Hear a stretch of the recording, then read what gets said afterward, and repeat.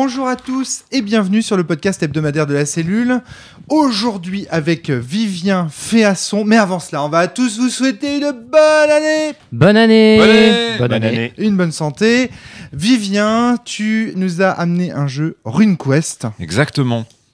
De quoi Plus précisément, la 7e édition, même si le chiffre est, je crois, plus ou moins officieux, parce que c'est un peu le bazar, on va en reparler, mais voilà, c'est la dernière édition en date, donc à l'heure où nous parlons, le jeu n'est normalement pas sorti sous sa forme physique en France, mais un Kickstarter a eu lieu en juin-juillet à peu près dernier. Et je pense qu'on peut s'avancer en disant qu'il a réussi, puisque vu qu'il a dépassé largement son pourcentage, on peut, à moins d'une catastrophe qui se soit mis à insulter tout le monde, normalement, ça a bien fini pour eux, quoi. Tu as fait donc tester RuneQuest. On va pas se mentir, on va pas faire la présentation habituelle du one shot en mode donc présentation débrief. On va passer tout de suite au débrief. Tu as fait jouer donc à ce jeu Alexandre Piquet, Alexandre qui n'est pas encore là pour le moment, qui nous rejoindra, je l'espère, en cours de podcast. Nous sommes également avec Alexandre, qu'on a appelé durant toute cette saison Alexandre 2. Alex 2, ça va la pêche? Ça va, voilà. ça va la pêche. Tu es l'auteur de L'Horloge du Diable. Co-auteur, oui, voilà, avec co-auteur. Mathieu, et tu es venu justement avec Mathieu Mine. Mathieu, bonjour. Bonjour et bonne année. Voilà, et nous sommes également avec Vincent L. Vincent Delave-Chef, ancien chroniqueur. Bonjour. Enfin, chroniqueur toujours d'ailleurs sur Sci-Fi Universe. Tout à fait. Coordinateur pour les projets d'Agathe et plein d'autres choses, auteur de sur Chaîne Renaissance aussi. C'est ça. Et donc Vivien Féasson, qui, on ne le présente plus, hein, est un pilier de comptoir de la cellule, donc l'auteur de Perdu sous la pluie, Libreté, De Billets d'acier. Et donc là, c'est RuneQuest que tu vas nous présenter. Tu veux dire que je fais partie des anciens de la cellule par rapport aux modernes? Oui, ça, il fait plus de propositions, c'est pour ça. Pour moi, le podcast n'est pas une discussion, c'est une réalité virtuelle. C'est une interaction. RuneQuest, pour moi, ça évoque du vieux jeu, quoi. Enfin, je sais pas qu'est-ce qui t'a donné envie de nous exhumer ça pour cette saison, quoi. Bah, je pense de toute façon là pour le tout début du podcast, je pense qu'il y a pas mal de choses à établir et après du coup on pourra partir en mode un peu plus libre. Voilà. On espère qu'Alexandre nous aura rejoint d'ici là. Alex 1. Ce que je propose, donc déjà, je vais mettre 2 avertissements. Donc premièrement, on a joué donc avec le kit de démonstration. Donc les pré-tirés, le scénario officiel, enfin c'est quelque chose qu'on peut acheter genre pour une dizaine d'euros à peu près et qui a pour but en gros de il est téléchargeable en fait gratuitement sur internet, mais on peut l'acheter pas vraiment, on va pas dire à prix coûtant, mais voilà, pour une somme modique pour se former. Donc le bouquin en lui-même contient un peu de background rapide, des pré-tirés, un scénario, une explication des règles, donc sans doute qu'il manque des petits éléments, sans doute qu'il y a des choses qui nous sont inaccessibles à ce stade, hein, puisque j'ai pas accès au livre final. Mais voilà, on a fait en tout cas au mieux par rapport à ça. J'ai utilisé un peu de mes vieilles connaissances de RuneQuest et voilà, ça c'est Tu étais joueur du premier RuneQuest. Alors moi du coup RuneQuest, ça a fait partie des quelques jeux, ça n'a pas été un des premiers parce que j'ai dû commencer avec genre Warhammer, Donjons et Dragons, des choses comme ça, mais ça a fait partie des premiers jeux auxquels j'ai été joueur. Et donc j'ai pu faire au moins une campagne de ce jeu-là quand j'étais, dans les années du coup 90 quoi à peu près. Donc ça reste un jeu que je connais depuis longtemps. Ouais. Comme la cellule. C'est un peu plus longtemps que la cellule. Comment dire ? Et ça me semble un jeu très intéressant. Pourquoi j'en parle ? Tout simplement parce que là, le jeu revient sur le devant de la scène. Et ce qui est intéressant, c'est qu'il revient sur le devant de la scène après plusieurs années, on va dire, plus étranges. Mais justement, c'est ce sur quoi je voudrais revenir dès maintenant, sur l'histoire de ce jeu, en fait, quelque part. Mais voilà, la raison première, c'est qu'on en reparle. Et il se trouve qu'on en reparle dans des circonstances un peu particulières. Donc c'est quoi du coup RuneQuest ? RuneQuest, c'est d'abord et avant tout la création d'un certain Greg Stafford. Je connais pas exactement son passé, mais Greg Stafford, c'est quand même un ancien du jeu de rôle, voire même un grand ancien, qui nous a quittés donc en octobre 2018, donc très très récemment, et qui, dans les années à peu près... donc c'est quelqu'un à qui on doit, outre donc une partie de RuneQuest, on va dire, a conçu le jeu de rôle Pendragon. Ouais. Je pense pas qu'on puisse considérer qu'il l'a fait tout seul, mais c'est une personne très importante du système Pendragon, et il a contribué donc à RuneQuest, mais là je vais revenir dessus, donc il n'est pas l'auteur principal du jeu de rôle RuneQuest, mais de l'univers de RuneQuest. Donc ça c'est une particularité, mais il a aussi contribué à un jeu de rôle comme Ghostbusters, qui est un jeu pas si inintéressant que ça, même si plus personne n'y a accès. Prince Vaillant, donc, dont on a peut-être entendu parler par la bouche, par exemple, de Jérôme Larrey, voilà, tout à fait, j'aime bien. comme un jeu un petit peu quelque part auquel on pense pas, mais qui est un petit peu un point important d'évolution des mentalités du jeu de rôle, quoi, du storytelling, on va dire, et qui est aussi derrière un autre jeu, mais qui, pareil, en collaboration, a participé, donc un autre jeu qui s'appelle HeroQuest, qui est en gros une déclinaison de RunQuest, mais je vais revenir dessus. Donc, dans les années 60, à peu près 1966, il commence à écrire son univers, non pas un univers de jeu, mais un univers quelque part, un peu comme on peut s'imaginer écrire un roman ou des choses comme ça, en 1966, quand il est à l'université. Ce type-là, en fait, il est passionné de mythologie et hyper influencé, et là, du coup, tu vas réagir, par Joseph Campbell. D'accord, excellent, ouais. Voilà, qui est donc celui qui, alors bon, là je me souviens plus des dates de Joseph Campbell, mais c'est à peu près quelqu'un qui a en gros, voilà, c'est ça. Il a laissé une espèce de structure narrative du chemin initiatique du héros voilà, dans l'histoire. Quelqu'un qui a étudié les mythes et qui a essayé de leur donner une structure commune, voilà, déterminer des lois en quelque sorte dessus. Et donc Greg Stafford, lui, il est passionné par ça. Il a envie d'écrire un univers dans lequel justement ces mythes, il peut développer des mythes, essayer de faire les siens ou de réadapter des mythes de notre monde en quelque chose comme ça, quoi. Et il va même jusqu'à mettre dans son univers des choses qu'on appelle les God Learners, c'est-à-dire on pourrait appeler ça les érudits des dieux ou un truc comme ça, qui a été traduit par les érudits de l'ambigu en français. Donc on parlait de la traduction de jeu de rôle, c'est intéressant comme espèce de choix complètement improbable et en même temps un terme qui est un mouvement philosophique qui est dans le monde lui-même, qui consiste en des personnes qui vont étudier les dieux et qui vont les classifier. Et du coup auquel on a accès en tant que quelque part lecteur ou meneur ou des choses comme ça, quoi. C'est ce qui permet d'avoir des panthéons hyper sobres. Donc en fait c'est une information qui est intradigétique. Voilà, en fait quand exactement. tu lis le bouquin, c'est comme si tu lisais quelqu'un qui aurait écrit sur les yeux à l'intérieur. C'est pas poussé à ce point, au point qu'on essaye de maintenir l'illusion, mais il y a cet aspect-là effectivement. Il a écrit plus tard un roman dans son univers où là c'est clairement justement il y a une partie, c'est des God Learners qui parlent et qui expliquent l'univers de Gloranta du point de vue d'érudits qui essayent de classifier tel un Joseph Campbell de donc Gloranta c'est le nom de l'univers. Gloranta c'est le nom de l'univers et RunQuest c'est le nom du jeu d'un jeu qui se déroule dans cet univers. Certaines personnes ont sans doute entendu parler de Gloranta, n'y ont pas forcément fait le rapprochement. Voilà. Moi. Donc en tout cas, c'est un jeu où les mythes ont une importance hyper importante, les dieux sont quasiment encore présents, même s'ils sont séparés des hommes par des histoires de temps et de choses comme ça, et où les humains, en fait, quelque sorte, sont des barbares un peu, ou c'est un peu, on pourrait dire, c'est du Medfan antique. Donc il y a des trucs qui rappellent un peu les Romains, des choses qui rappellent un peu les Gaulois, les Celtes, des choses comme ça. Et par contre, l'idée c'est on prie les dieux, il y a des panthéons, les dieux existent, on nie pas l'existence des dieux des autres. Dans les cérémonies, on refait les actes des dieux des temps passés. On s'imprègne en fait de leurs actes héroïques. Tout ce que tu racontes là, c'est exactement tout ce qui me plaît dans Conan. Oui, la dimension métaphysique en fait de ces personnages, tu sais, c'est tous des barbares hyper musclés, mais en fait, quand ils sont au coin du feu, ils discutent de leur dieu et en fait, de métaphysique indirectement. Qu'est-ce qui est important pour toi ? Pour moi, l'important c'est l'acier. Non, moi c'est l'air parce que ça me permet de me déplacer. C'est la liberté qui me plaît, etc. Et en fait, au final, ce que je trouve génial, c'est de voir ces mecs hyper musclés qui font du combat et tout ça, qui se retrouvent à faire des discussions qui sont en fait très profondes. Et pourquoi RuneQuest ? C'est parce qu'en fait, le monde est basé aussi sur un certain nombre de runes, dont des runes élémentaires. Terre, air, eau, feu, il y a ténèbres ensuite et d'autres, et que les dieux eux-mêmes sont associés à des runes, et des fois ils maîtrisent les runes, donc on a l'histoire de, par exemple, Humact, le dieu de la mort, qui allait chercher la rune dans les enfers, ou quelque chose comme ça, enfin qui a dû affronter tel dieu pour lui voler la rune de la mort, ou tel autre qui a dû la ramener auprès des humains, enfin t'as plein d'histoires comme ça qui sont assez passionnantes en fait à lire, quoi. Un peu comme dans Warhammer, où t'as des grandes entités, des grandes figures en fait qui... Un petit peu, mais Warhammer, ça a pas l'air très développé, en fait, la mythologie, tu vois, qu'ont fait les dieux. Je penserais plutôt à Vampire, quand on parle des antédiluviens, des choses comme ça, et que tu lis le truc. Et en fait, ça a énormément de sens, tu vois, parce qu'en fait, le fait qu'il ait été chercher sa rune dans le monde des enfers, il a fait des sacrifices pour ça, et du coup, ça va impliquer aussi les gens qui vénèrent cette rune, des sacrifices qu'ils vont faire. Ça structure, en fait, l'existence des personnages qui croient en ces divinités-là. Mathieu ?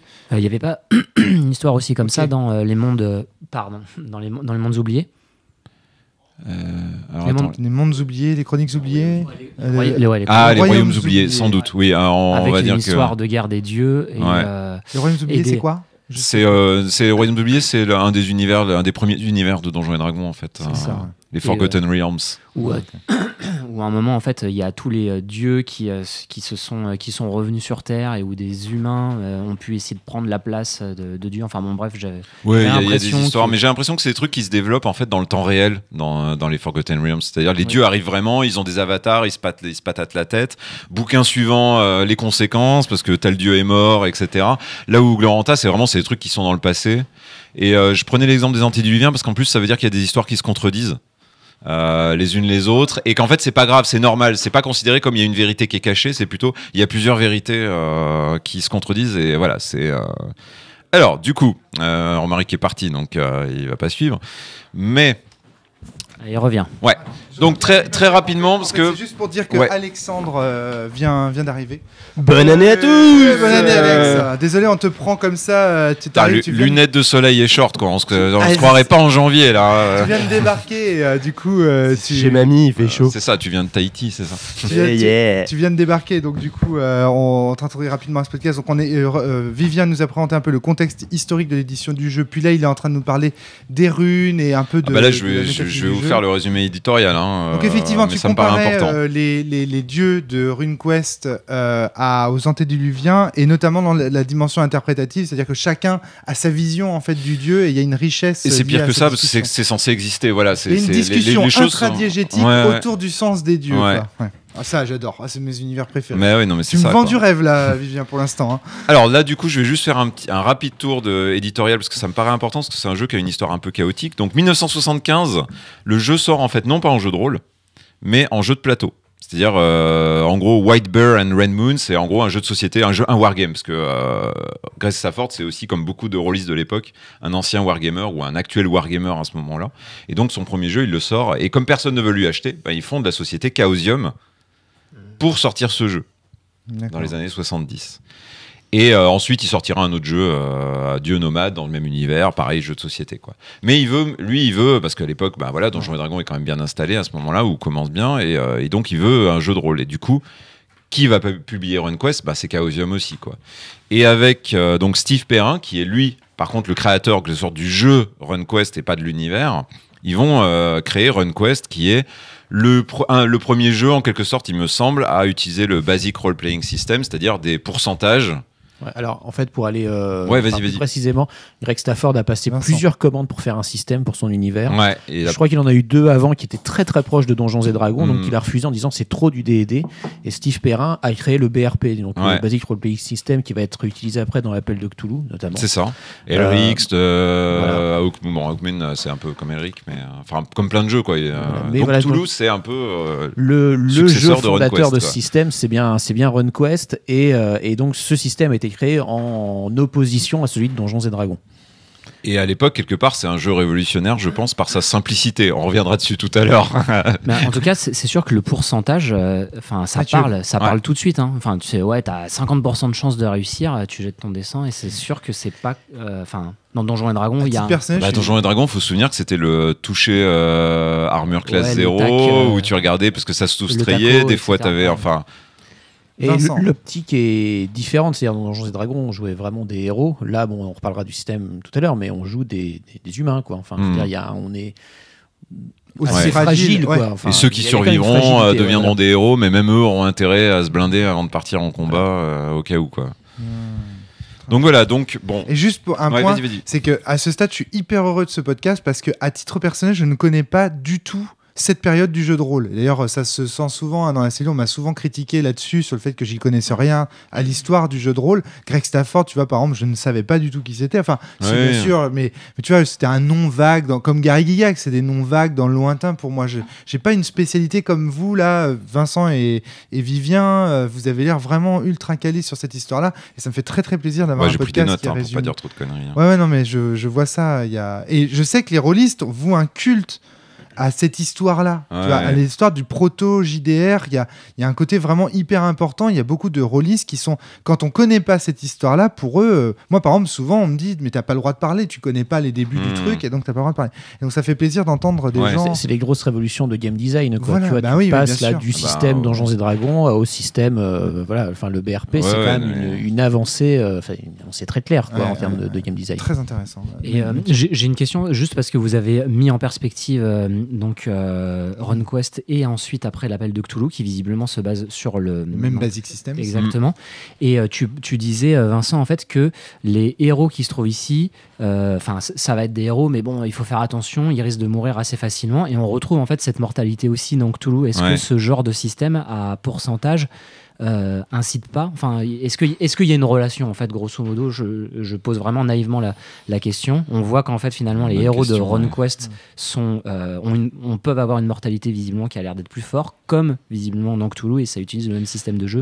Est-ce que c'est pas juste que c'était vraiment le même système, au sens il n'y a pas que le pourcentage, mais il y a aussi le système de points de vie, le système de trucs, et Cthulhu il le simplifie, mais... Et puis ça aurait été absurde quelque part que les persos de Cthulhu soient plus résistants que ceux de RunQuest. Donc comme ceux de RunQuest étaient faibles, ça paraissait logique que ceux de Cthulhu le soient encore plus ou autant. Parce qu'il y a quand même une volonté de s'adapter quand même à l'univers, même à l'époque, quoi. Le système d'Ozmater est déjà dans Cthulhu, je veux dire. Il y a plein d'éléments qui sont choisis parce qu'on joue à Cthulhu et on réadapte pas. Enfin voilà, donc en gros...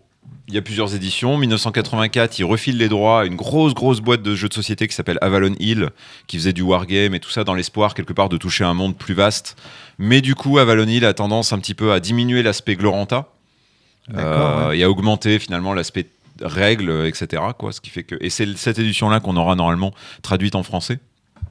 C'est avec celle-là que j'ai commencé. Ouais. Oui, voilà, quoi, l'espèce de bouquin avec un mec avec un casque à cimier et une nana à ses pieds façon Conan le Barbare. Bleu. Oui, c'est ça, ouais.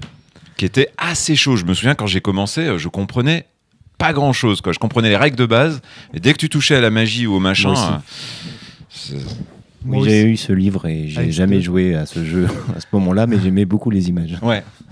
Et en plus, il faut imaginer que le background était. Enfin, il fallait un autre bouquin derrière. Enfin, c'était quand même un investissement, quoi. Moi, j'y ai joué parce qu'il y avait quelqu'un qui était fan et qui avait genre les vieux suppléments et qui me faisait jouer à ça, quoi. Voilà.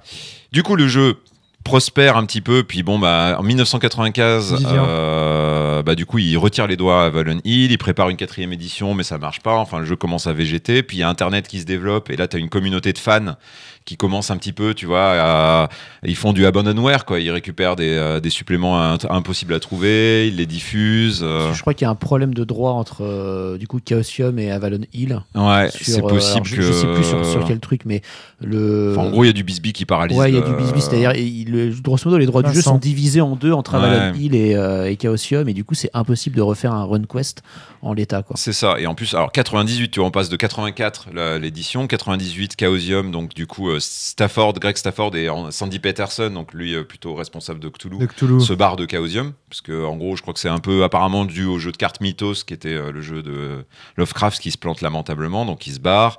Il crée une société filiale qui s'appelle Isaris pour gérer les droits de Gloranta. Il fait un jeu vidéo en 99, King of Dragon Pass. Une espèce Alors pour le coup, j'ai cherché l'éditeur, mais ça me disait tellement rien que je l'ai pas noté parce que D'accord. Ouais. Et du coup, c'est en 2000 qu'ils s'associent donc avec Robin Laws, avec sa société, et qui sortent le jeu Hero Wars, qui du coup est un système complètement différent de RunQuest. On en reparlera. J'aimerais bien qu'on fasse un podcast. Considéré par Greg Stafford comme comment il s'appelle, Ron Edwards. Par Ron Edwards comme une espèce de truc majeur, père fondateur du narrativisme et tout ça. Pour lui, c'est un jeu qui fait date. Moi, je pense que la Forge. Mais bon, après, on aura peut-être l'occasion d'en reparler au cours du podcast. J'aimerais bien faire un podcast sur Hero Wars un jour. Ouais, mais je pense qu'on en parlera. Enfin, ça me paraît intéressant. Quand on va parler du système de RunQuest et qu'on va rentrer dans les... Moi, je l'ai découvert à l'époque où il est sorti en français, quoi. Donc, il est sorti, je sais plus, en 2000, pareil. Quoi. Et c'était une grosse claque. On n'avait jamais vu un truc comme ça, quoi. C'était énorme. Mais c'est quoi? Moi, je comprends pas. On va en parler, je pense. Là, je finis. On a quasiment fini sur l'histoire éditoriale et après, on va aborder ça éventuellement, quoi. Vivien. C'est ça. Donc le jeu deviendra HeroQuest pour ceux qui ne sauraient pas, parce qu'après ils ont racheté les droits à Hasbro du jeu de société HeroQuest, enfin du nom HeroQuest, parce qu'ils tenaient a priori à appeler ça HeroQuest, c'est juste qu'ils ne pouvaient pas le faire. Juste pour préciser, Vincent. Hero Wars, au-delà du changement de système, il y avait aussi, dans RunQuest, tu joues le personnage qui va partir à qui va l'aventure. peut-être devenir un héros Dans s'il a Hero beaucoup Wars, de... tu joues un héros runique dont tu joues le personnage qui a passé toutes les épreuves, qui est devenu une des grandes figures de cet Il univers. faut savoir qu'en fait, à la création de RunQuest, je D'accord. crois, ils annonçaient on va jouer la guerre des héros, tu vois, genre on est à la veille du Ragnarok, tu vois, le truc qui va tout dévaster, et les héros vont se battre, les seigneurs uniques, et en fait tu jouais des paysans à peine capables de manier une épée, t'avais toutes les chances de crever au premier combat, mais si t'avais de la chance, tu vois, à l'époque tu faisais 40 persos, et ceux qui survivaient ils devenaient balèzes, et ils l'avaient mérité, tu vois, et ils disaient le Magron va évoluer, on va vous sortir et puis les suppléments en question ne sont jamais venus, ça a été tout le temps des ressucés, des vieux suppléments, on restait dans les années, je sais plus combien c'est, 1620 ou je sais pas quoi, ça bougeait pas, et là d'un coup Hero Wars arrive et dit bam, vous êtes des héros, la guerre elle est là. Ouais. Bon, je sais pas s'ils ont sorti beaucoup de suppléments Quelque par part, contre, ils pour réalisent vraiment la faire la promesse guerre. du Je crois qu'ils ont refait la promesse. Ouais. Mais la guerre des héros, théoriquement, elle est déjà écrite dans une espèce de pseudo-roman par Greg Stafford lui-même, qu'il a écrit ensuite, ou qui décrit justement où tout a l'air hyper écrit. D'accord. Voilà, c'est un peu débrouillez-vous, quoi, en fait, en réalité. Mais il y avait des promesses peut-être non tenues là-dessus. Et je sais pas du tout comment la communauté, les fans de RunQuest ont accueilli le jeu, tu vois. J'en ai Je aucune crois idée. que moi, de ce que j'ai vu, la moitié a trouvé ça débile, c'est pas pareil, c'est pas mon jeu, etc. Et d'autres peut-être qui ont accueilli un peu. Puis il y a ceux qui en ont galéré pour arriver à être balèze, et d'un coup tu leur files un jeu où tu commences balèze. Tu vois, c'est leur cracher au visage, tu vois, tous ces efforts pour que n'importe qui arrive. C'est un peu la querelle des casus contre les hardcore, quoi. Ouais. C'est le retour. Hein. D'accord. Moi, de mon temps, ça se méritait. C'est ça, quoi. Ça se méritait d'être un héros. C'est un peu j'en ai C'était pas chié, tout je vois donné. pas pourquoi vous auriez tout directement. Mais bon. Et ce qui est marrant, c'est qu'il y a ensuite donc il y a une autre société qui a repris le truc et qui s'appelle Moon Design, qui est en fait une société à la base anglaise qui elle-même faisait de la vente plus ou moins officieuse, enfin tu vois, de trucs dont ils n'avaient pas forcément les droits. Enfin, tu as eu des espèces comme ça de rencontres entre l'amateur passionné à la limite de la légalité et le truc officiel. Et ils ont sorti d'excellents suppléments pour HeroQuest ensuite. Et donc c'est donc en 2015 que Stafford et Peterson reviennent chez Chaosium, suite de je sais plus quoi, des problèmes d'argent aussi à nouveau. Donc là, cette fois, c'était pas leur faute. Donc eux reviennent et rachètent les trucs et donc se réinstallent et évidemment, du coup, prévoient de ressortir RunQuest, mais le RunQuest tel que les gens l'avaient connu, avec retour au système des pourcentages, tout en apportant des changements. Mais voilà, quoi, c'est... Et là, entre-temps, les problèmes de droit ont disparu. Les problèmes de droit, je crois, ont été gérés en fait avec Issaris Avalon Design. Hill a été racheté par Hasbro, il me semble, Vincent. et Hasbro n'en a rien à foutre. Ouais. Je pense, enfin, je résumerais ça comme ça. C'est un peu ça. Et puis en plus, entre-temps, il y a eu des bouquins qui sont sortis avec... Chaosium avait les règles et Issaris avait l'univers. Donc quand Greg Stafford est revenu à Chaosium, il a récupéré du coup en un sens et les règles et l'univers et a pu refusionner, tu vois. Ouais, d'accord, ok. Et entre-temps, il y a eu des éditions qui étaient juste les règles ou à côté juste l'univers. Enfin, il y a eu plein de petits trucs comme ça. Bon, on va pas rentrer dans les détails là-dessus, mais... Non, mais c'est- Et il y a eu aussi une édition où ils n'avaient pas les droits, donc ils repartaient sur un autre temps du jeu, genre le deuxième âge, tu vois, parce qu'ils n'avaient pas les droits du troisième âge. Enfin, comme si t'imaginais Tolkien, tu vois, ouais. t'as pas les droits de l'époque du Seigneur des Anneaux, donc tu vas faire les elfes du Silmarillion, quoi. Ça, c'est un des trucs qui me fait très peur. Et bah, d'ailleurs, parmi c'est ce qui se passe avec la série, Amazon. Ils n'ont pas les droits du coup du Seigneur des Bien. Anneaux, mais ils ont les droits d'une autre partie, mais ils n'ont pas les droits du Silmarillion, donc ils ont droit non, ils ont le droit au Seigneur des Anneaux, donc ils ont le droit aux annexes du Seigneur des Anneaux, donc ils vont travailler ces annexes pour les développer, parce qu'ils peuvent pas toucher à d'autres périodes. C'est pareil, tu vois, dans les univers de comics, les Marvel et compagnie, les certaines boîtes, certaines maisons de production qui ont les droits. Alors maintenant, là, les X-Men sont retombés chez Disney, mais pendant longtemps, ils avaient. C'est ça. T'as actuellement Hulk, donc qui est tenu Ouais. par je sais plus qui et qui est Ça. prêté à c'est chiant. voilà. Et t'as Spider-Man donc, aussi Hulk comme peut ça. venir, Tu mais pas dans un film solo, uniquement avec d'autres. Tu vois, ouais, c'est ça, exactement. Et donc, ouais. du coup, moi, c'est ça qui me fait très, très peur aussi avec le milieu de l'édition. Enfin, une des raisons pour lesquelles, à titre personnel, j'ai choisi aussi l'indépendance, c'est ça. C'est que moi, j'ai très peur d'être dépossédé en fait de mes propres objets, parce que à partir du moment où tu signes des contrats avec des éditeurs, eh bien, tu cèdes des droits, et céder des droits, ça veut aussi dire. En réalité, les problèmes qu'on a aujourd'hui, c'est plus des problèmes liés aux auteurs, parce qu'on en avait parlé avec Vincent hier, c'est que la réédition de jeu devient difficile parce qu'il y a 4, 5, 6, 8 auteurs, dont il n'y a rien qui prouve qu'ils ont écrit tel texte ou tel texte. Ce que je veux dire, c'est que quand t'es bercé, quand ton enfance, ou les produits, ou les œuvres de ton enfance sont bercées d'histoires comme celle que je viens d'écouter là, ça me donne pas envie, à titre personnel en tant qu'auteur, de devenir édité, parce que j'ai peur que ce genre de truc m'arrive, ou arrive à ma communauté, ou etc. On a un très bon exemple en France avec une œuvre qu'on adore tous les deux, c'est le jeu de rôle Agone. Il y a tellement d'auteurs que c'est l'horreur pour savoir. Exactement. Et tu vas bientôt pouvoir lire le dernier roman de Gaborit, et tu vas y voir que il manque des trucs, des choses que tu as vues dans le jeu de rôle et qui sont pas dans le roman, et tu te dis c'est bizarre quand même, parce que c'était gros quand même, et du coup il y a des rajouts aussi. Peut-être dans le deuxième tome. Non, le dernier. Oui, j'y crois pas. Moi, je pense que c'est plutôt des problèmes de droit, et c'est horrible. Parce que là, tu me permets de parler d'un deuxième truc qui m'effraie beaucoup chez les éditeurs, c'est que les auteurs, parfois aussi, en cédant leurs droits pour créer des adaptations ou des œuvres dans d'autres fictions, se retrouvent dépossédés de leur propre univers, dans la mesure où les joueurs vont commencer à kiffer des concepts qui ont été créés par quelqu'un d'autre que eux-mêmes. Et du coup, pour beaucoup, tel univers sera... imaginons par exemple que je laisse mes droits à un éditeur et qu'il crée un nouveau personnage dans Sens. Et qu'en fait, ce personnage a un succès d'estime auprès du public qui est énorme, qui fait qu'il y a des sens pour eux, c'est ce personnage. Et moi, du coup, en tant qu'auteur, je me dis, mais merde, quoi. Je me suis cassé le cul à créer un univers qui a donné émergence à un personnage. Et en fait, c'est ça que je pense à Masami Kurumada aussi, Chevalier du Zodiac. Asgard, ce n'est pas une série de Masami Kurumada, alors que c'est considérée par les fans des Chevaliers du Zodiac comme la meilleure. Par contre, il faut faire attention, parce que Greg Stafford, lui, il est éditeur. C'est-à-dire que lui, il contrôle normalement. Pourquoi est-ce que le système de RunQuest lui échappe ? Parce que c'est pas lui qui l'a écrit. Il a demandé à quelqu'un d'écrire un système pour lui, en quelque sorte. C'est encore autre chose, ça. Ouais. Et donc, quelque part, il s'est mis en position de contrôle. Donc, c'est toujours lui, quelque part, qui contrôle un petit peu, généralement, ce qui se passe dans son univers.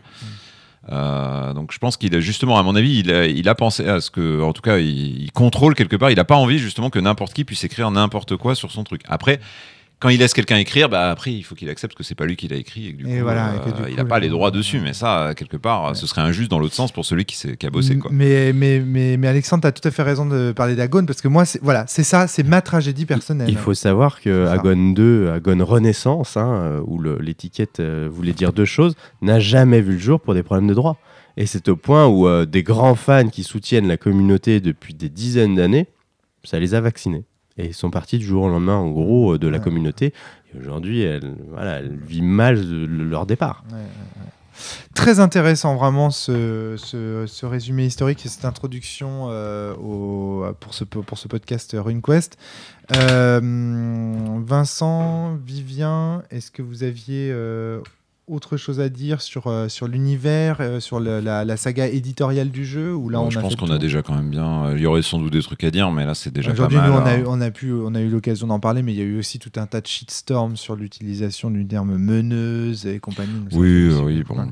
Non, mais voilà. Oui, non, mais c'est intéressant. Ça joue sur la popularité et l'impact du jeu sur les réseaux sociaux, et donc sur sa promotion, et donc sur le succès de son crowdfunding, et donc sur sa diffusion. Je pense que ça peut être intéressant, en tout cas maintenant, de parler justement du jeu lui-même, quoi. Alors c'est parti. Alors juste pour finir, le dernier détail sur la VF là qui sort en fait. Donc il faut savoir que c'est Chaosium qui a signé avec Edge, et Edge a délégué à Studio Dead Crows pour produire cette version française en fait. Donc cette 7e édition française. Voilà, tout simplement. D'accord. Voilà. Okay, c'est important quand même de dire qui est responsable de ce qui se passe en ce moment. T'as raison, parce que c'est bien de parler du passé, mais... Et voilà. Et donc, c'est plutôt cool, quoi. Le kit de démo est disponible. On peut, comme disait Vivien, le télécharger, l'essayer. Ça permet de se faire une bonne idée de ce qu'est le jeu. Oui, tu disais que ça te plaisait beaucoup, ça, l'idée de laisser les règles en accès, au moins, tu sais pourquoi tu pledges, quoi, si tu veux. Ouais. Alors après, j'ai pas lu le kit de démo. Enfin, Gloranta est pas super décrit, mais en même temps, Gloranta, c'est un univers... si tu fais une recherche sur internet, tu vas trouver des chiers de trucs pour savoir de quoi ça parle, quoi. Donc je trouve que c'est plutôt honnête dans le cadre d'un financement participatif que que de te montrer des images et vas-y, pledge, quoi. Ouais, même là, toi, t'as une aventure, toi, tu peux en 4 heures te faire une idée sur le jeu, est-ce que ça me plaît, est-ce que ça me plaît pas, quoi. Non, mais cool. si tu veux, dans la réflexion que tu faisais en dehors des micros, mais que je vais, c'est que tu disais que c'est plus honnête de mettre le système de jeu, de proposer le jeu, tu vois, que juste de montrer des illustrations comme ça peut se faire dans certains crowdfunding, tu vois. C'est plus juste pour le travail des auteurs. Des auteurs, voilà. Vivien, on parle de la partie, comment ça s'est passé, comment ça s'est déroulé? Ouais, bah, on peut résumer très très brièvement, je pense, la fiction. C'est en gros, tous les personnages sont des espèces de badass super avec un passé long comme le bras. Badass, mais pas trop. Hein. Ouais, enfin théoriquement. En tout cas, quand tu lis le descriptif, ça. L'historique, on est les héros de la nation. J'avais 2 dans les faits. Et donc leur tribu, apparemment, ceux qui gardaient les 60 vaches qu'ils avaient se sont fait attaquer et tuer par un clan rival. Ils vont le suivre. Le clan rival s'avère suivre une piste bizarre menant dans des terres un peu maudites. Et ils découvrent que, en gros, le clan, les pillards ont été un peu possédés par une déesse ancienne, antique, oubliée. Ça aurait été bien, peut-être un petit spoiler. Ah oui. Alors vas-y, explique Bon, ça. c'est pas... Pourquoi un petit spoiler? Bannière spoiler, effectivement, oui, on a alors loupé. attends, pourquoi? Parce que c'est spoiler du scénar, quoi. Du kit d'introduction. Ouais, c'est le scénar du kit d'intro. Ah oui, d'accord, ok. Bon, après, éventuellement, on glissera ça. Et puis, bon, c'est pas très grave, c'est le kit d'intro, quoi. C'est pas non plus. Et puis, je te rappelle que c'est Nouvel An. Ils ont eu 6 mois pour jouer au jeu. Et donc, la prescription, c'est au bout de 6 mois. Ouais, c'est ça. C'est jusqu'au moment où on en parle. La question qui pique, au bout de combien de temps on peut spoiler? Ça va. Et voilà. Au final, ils sont tombés sur donc le spoiler, Pierre. sur la Dame de Pierre, et ils lui ont maravé sa gueule. Ok, très bien. Modèle géant. Voilà. Façon God of War. Avec ces boss immenses. Et donc, vous disiez que vous n'étiez pas si fort que ça, en fait, en termes de... Moi, je trouve quand même qu'on se débrouillait. Hein, ça dépend. On a un peu gardé de la puissance sous les genoux avant de... Voilà, c'est pas pour rien qu'on a terminé en beauté quand même. Moi, je dirais que non. Moi, je dirais qu'on a terminé en beauté parce qu'on a eu des bonnes idées. Et en fait, les dés elles sont bien tombés à ce moment-là, mais j'ai pas trouvé qu'on était puissant. En fait, je pense que même on en aurait galéré, et surtout que Alors, ce qui s'est passé quand même. Est-ce qu'on peut faire un petit tour pour présenter peut-être les personnages déjà? Oui, d'abord. Ça vous dit ou quoi? Alors moi j'étais Mathieu. Vasana, fille de Farnan. Et est-ce qu'il faut que je rentre plus? En fait, honnêtement, t'es une magicienne, t'es un guerrier, je suis plutôt une guerrière, et en fait, je monte un bison, et je fais un peu des dégâts monstrueux quand je suis à d'autres bisons, mais par contre, c'est ce que je disais, je trouve que j'ai peu de points de vie, en fait. Et je sais pas trop quand t'aurais pu charger à d'autres bisons au vu du contexte. Donc, personnage, sa grande force n'était pas très utile dans le scénar, à mon avis. Alexandre 1, garde le micro. Je sais plus là. Alexandre 1, garde le micro et présente ton personnage rapidement, s'il te plaît. Alors, moi, j'ai plus ma fiche devant moi, mais globalement, c'était une scribe guerrière. Donc, c'était un concept en soi. De son historique, j'en ai pas retenu grand-chose parce que finalement, c'est un historique qui ne sert pas du tout dans le scénar. Donc, pareil. Voilà, on s'en moque un peu. Ouais. Et du coup, moi, je lui ai trouvé absolument aucune saveur à jouer ou j'ai pas vu de lien avec le scénario. Donc, voilà, c'est resté pour moi une interface de jeu. Il faut préciser que, je sais pas votre opinion, mais la feuille, elle est dense. Hein. Oui, la feuille est dense, c'est quasiment un A5 pour juste la partie background. Le reste, c'est que du texte de règles pour définir la fiche de personnage, mais sans lecture facilitée, puisqu'on a toutes les compétences à la ligne. Bon, voilà. C'est clairement pas le personnage qui est le truc que je retiens de la partie. C'est vrai que toi, tu as une érudite qui est reliée de façon un peu bizarre au reste du groupe, genre je me suis fait des copines et je les ai suivies. Ouais, c'est exactement et dont la mission va être d'aller chercher des voleurs de bétail pour les ramener de force, quoi. Après, il doit y avoir des éléments qui auraient peut-être pu être utilisés, mais c'est vrai que c'est pas forcément... au passage, il y a beaucoup de choses à digérer, quoi. Multiclassé, vous comprenez. Bref, je sais pas trop ce que je suis, quoi. Ok, ouais. Alex 2. Moi, je crois qu'on a eu un peu le même sentiment. Un gros background, bien détaillé, pas utile. Voilà, donc moi j'incarnais Yagnotte, qui était la demi-sœur du personnage incarné par Mathieu. C'était la prêtresse de la tribu. Ouais. Ça, c'est un aspect que j'appréciais et qui pouvait quand même ressortir dans la narration. Ça aurait été bien si on avait joué dans la tribu. En oui, fait, alors si ton peut-être statut après, avait je l'ai peut-être pas toujours mis en avant Ouais. non plus énormément, mais ça pouvait ressortir. Ça, c'était sympa. Après, il y avait peut-être pas besoin de tout cet historique, sauf si on joue dans un contexte plus large, donc ça sera à voir après. D'accord, Ouais. très bien. Ouais. Moi, je pense que, en Mathieu fait, effectivement, le problème, c'est qu'il y a trop de background. En fait, on n'arrive pas à l'intégrer comme ça à la volée. Peut-être que ça doit être joué sur peut-être à un plus long terme, mais en one shot, c'est dur d'ingérer tout ça. Mais peut-être qu'on y reviendra plus tard. Moi, je voudrais juste rebondir là. Non Alex. seulement c'est dur, mais en plus, ce que j'ai trouvé dommage, c'est qu'on n'avait pas tant de liens entre nous. C'est-à-dire que Faire voilà, le c'est des background de copines, base. je les ai trouvées sur le chemin, je suis parti avec. J'ai pas trop vu quels Oui, étaient les moi, liens j'ai- forts que vous aviez entre vous. Je suis vraiment d'accord avec Alex. Je ne connais pas en fait les liens qui nous unissaient, hormis avec Alex, puisque c'était ma demi-sœur, et je me suis seulement rattaché en fait à ça. Mais avec les autres, et le chef effectivement. Et le chef Vincent Enfin, qui va le se fils du présenter. Le fils du chef. Ça, c'est vrai Vincent. que c'est tout de suite plus. Alors moi, au contraire, j'ai plutôt bien aimé d'avoir beaucoup de background, en fait. C'est souvent quelque chose que je reproche au kit de démo, c'est que bien souvent, tu as juste une feuille de perso et t'as rien en fait pour jouer. Là, du coup, on a quand même un historique plutôt conséquent. Moi, ça m'a plutôt bien plu. Après, je rejoins tout le monde, ça sert à rien en fait. C'est-à-dire que c'est complètement déconnecté de ce qu'on va jouer. Et le personnage en lui-même, dans la manière dont il est conçu, il est complètement déconnecté et du background qu'on t'a présenté. C'est-à-dire que moi, par exemple, je joue un fin négociateur, toi qui, quand il échoue, passe au plan B, la violence, si tu veux. Et en termes de compétences, j'ai 50% en éloquence et 100% en arme, en épée, quoi, si tu veux. Tu vois, je suis un... Et puis en parlant de ça, on est d'accord, hein, personne n'a vu Connaissance passe du dragon dans sa feuille. Voilà, les persos Et sont pas le scénario passe son temps à demander s'ils font un jet de Connaissance passe du dragon. Alors, qu'est-ce que vous faites d'un jet? Non. Alors, s'ils font un jet de pistage, qui a pistage? Ah, moi j'ai 15%. Ok. Donc je trouve que ce sont des... Ça, sur le principe, c'est bien, mais c'est ni adapté. La feuille de perso correspond pas au background et ne correspond pas du tout au scénar qu'on va jouer, quoi. Ouais, parce que dommage. sans parler du D'accord, fait que quand on regarde la liste des exploits qu'ils ont fait, on a l'impression qu'on va en envoyer 2 pour chasser les voleurs de bétail, quoi. Après, évidemment, tu tombes sur une déesse, ça tu t'y attendais pas, mais la logique de l'univers voudrait que on n'envoie pas les 4 badass. Enfin, tu vois. C'est dangereux quand en plus de laisser le village. C'est sans protection. mon Dieu, on m'a piqué un vaisseau, envoyé Luke Skywalker, Dark Vador, et Ouais, je eux seuls comprends. arriveront à récupérer. Et à noter qu'on est... Moi, alors peut-être parce que j'ai joué aux versions d'avant, je trouve qu'on a des persos extrêmement forts, quoi. J'ai souvenir, moi, de quand j'ai joué à Iron Quest sur les éditions précédentes, tu commences, t'es le paysan qui part à l'aventure, quoi. T'as des caractéristiques, toi, quand t'as 45% d'une caractéristique, mais c'est exceptionnel, quoi. Là, j'avais des caracs à 100%, quoi. Enfin, tu vois, j'ai trouvé qu'on était très très fort. Et alors du coup c'est pareil, il y a un décalage par rapport au scénar où tu joues un héros de guerre hyper bourrin et tu vas chercher des vaches, quoi, tu vois.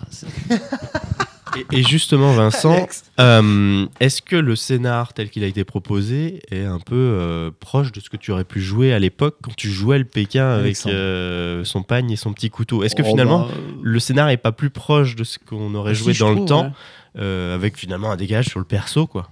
Non mais ouais, je trouve, tu vois, enfin typiquement, tu fais partie d'un petit clan, il s'est passé quelque chose, on nous a piqué nos vaches, enfin tu vois, c'est vraiment l'aventure pour l'aventurier naissant qui va faire ses premières armes, quoi, si tu veux. Bon, ceci dit, à après, la place, la déesse, en fait, t'es pas obligé de la taper, tu peux aussi négocier avec elle, et peut-être que si il vous aviez faut pas changer été, le final, quoi, voilà. tu vois. Non, mais le final et la négociation est possible en réalité, mais vous aviez les moyens de la tabasser, ben vous l'avez tabassée, quoi. Voilà, c'est-à-dire que les mecs sont arrivés, ils avaient 2 élémentaires d'air, un élémentaire de feu, un élémentaire de terre majeur. Ils s'étaient boostés. Quand je disais qu'on était badass, on finit quand même par combattre. Enfin, on n'a même pas combattu une déesse, on a massacré une déesse. Ouais. Elle ne nous a même pas touché, quoi. C'est vrai. Je sens les auditeurs, tu sais, qui vont me tomber dessus en disant mais t'es fou, t'as fait ça, mais fallait pas faire comme ça, mais ils auraient jamais dû pouvoir faire ça, etc. Mais en gros, l'élémentaire majeur de Yagnotte qui a absorbé la DS jusqu'au cou, il a réussi son jet et du coup, il y avait plus qu'une tête de DS devant eux, donc ils sont arrivés ensemble et bam bam bam bam bam jusqu'à ce qu'il explose quoi. Et en fait, pour moi, la partie la plus stimulante d'hier, enfin de la section, c'est la partie avec les élémentaires. C'est on peut faire autre chose que juste lancer des dés. On peut réfléchir et rebondir sur ce qu'on a et ce qui est proposé. Waouh, j'ai enfin mon trip de jeu de rôle parce que depuis le début, j'ai l'impression de lancer des dés. On regarde si c'est notre fiche, ça correspond pas trop. On a des idées. Le scénario est très linéaire et malgré, je trouvais les belles présentations de Vivien, je comprends le sentiment, mais j'ai pas eu l'impression qu'on ait tellement réfléchi ou eu tellement de bonnes idées. C'est peut-être là où on était un peu en désaccord. En fait, j'ai trouvé que, alors déjà sur le coup des élémentaires, ça a été quand on cherchait un pouvoir bien bourrin à balancer à la DS, ça tombait sous le sens. On a gardé nos points parce que ça fonctionne par points de rune. On les a gardés, on a tout balancé, tout claqué parce qu'on savait que c'était un scénario d'initiation. C'est peut-être un petit souci. Ouais. Et donc là, je sors quoi ? J'ai 3 points. Je sors le plus gros élémentaire que je puisse sortir. Et surtout, j'ai pas eu le choix de la stratégie. Il a qu'une attaque. Il peut absorber quelqu'un. Voilà, il y a qu'un ennemi. J'ai réfléchi à pas grand chose en fait. Mais je pense que j'ai pas été devant ta fiche. Et je crois que j'ai voulu retenir ce qui me plaisait bien parce que c'était la partie. Et on parlera du moment où l'élémentaire de feu est allé attaquer une espèce de bestiole faite de brindilles et où il fallait comparer la constitution, la force de l'élémentaire contre la constitution de la bête et que tu regardais, la bête elle a pas de constitution et du coup je fais comment moi pour qu'un élémentaire de feu fasse cramer un truc en bois si j'ai pas de règles pour pouvoir le faire et là je me suis retrouvé un peu en-buggé donc du coup j'ai bricolé une règle et puis ça a fini par marcher mais voilà. Après c'est un kit de démo, on peut pas demander à ce qu'il y ait toutes les règles dedans quoi. Mais on en revient on va en venir peut-être au système de règles et au principe de ok il y a peut-être une règle qui manque qu'on pourrait rajouter ou il met une autre règle dans une autre page qui permettrait d'expliquer. Mathieu, tu voulais intervenir? Oui, mais sur un autre aspect, moi je voulais revenir sur la fiche de personnage. Sur le background, moi j'ai jamais joué donc à Gloranta et c'est vrai que le pavé là, a été un peu indigeste. Après, est-ce qu'on peut pas le prendre comme un truc genre faire rêver, tu vois, dire ok là vous comprenez rien mais.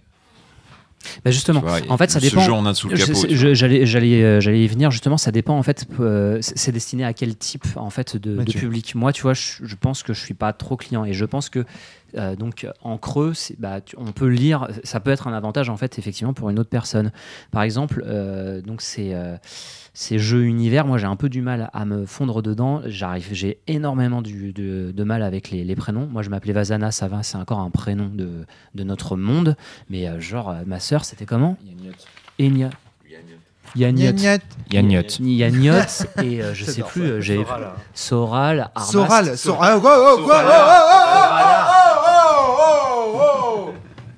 Comment Bon, Soral, c'est plus. C'est aussi de nom. Sorala, c'est ça. Là. Ah, Sorala. Okay. Sorala, bon, ça va encore, mais bon, voilà, après, j'avais. Moi, les noms de perso, c'était. Entre nous, ça allait. Mais c'est tous les noms qu'il y avait dans le bac qui étaient compliqués, moi j'ai trouvé. Mais moi pas que. Moi j'ai déjà un problème à ce niveau-là. C'est ce que je dis. Alors en plus de ça, donc il y a ce que rajoute effectivement Alexandre, c'est que en plus dans le background, enfin j'ai Emaldori, Colimar, j'ai Farnan, et on en a partout. Colimar, choc d'idée.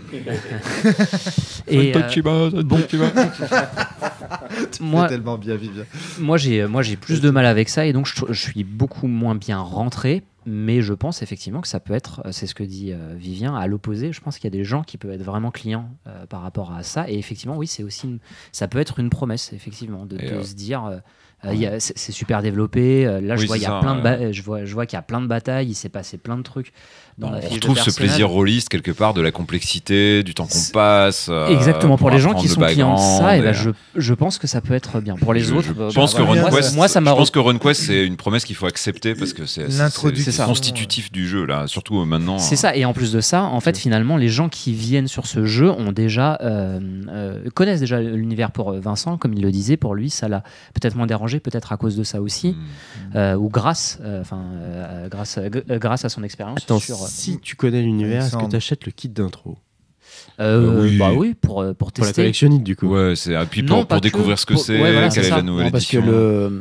Vincent. le jeu est vendu quand même, alors pas sur un nouveau site, sur une amélioration du système. Donc du coup, il y a quand même cette curiosité de voir ce qui a été changé dans. Faut imaginer qu'ils c'est à la fois attendent un depuis retour super au longtemps de système revoir un historique. RunQuest revenir, donc ouais, ils se jettent dessus quoi. Oui, Et c'est même ça, pour c'est- l'histoire, moi je pense. Donc tu as un Oui. retour à un système historique mais avec des améliorations. Donc du coup, qu'est-ce qui a été changé? Enfin, c'est surtout pour ça quoi. Vincent.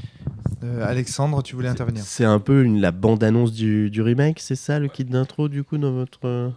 Ouais. Oui. Oui, dit Vivien en dehors des micros.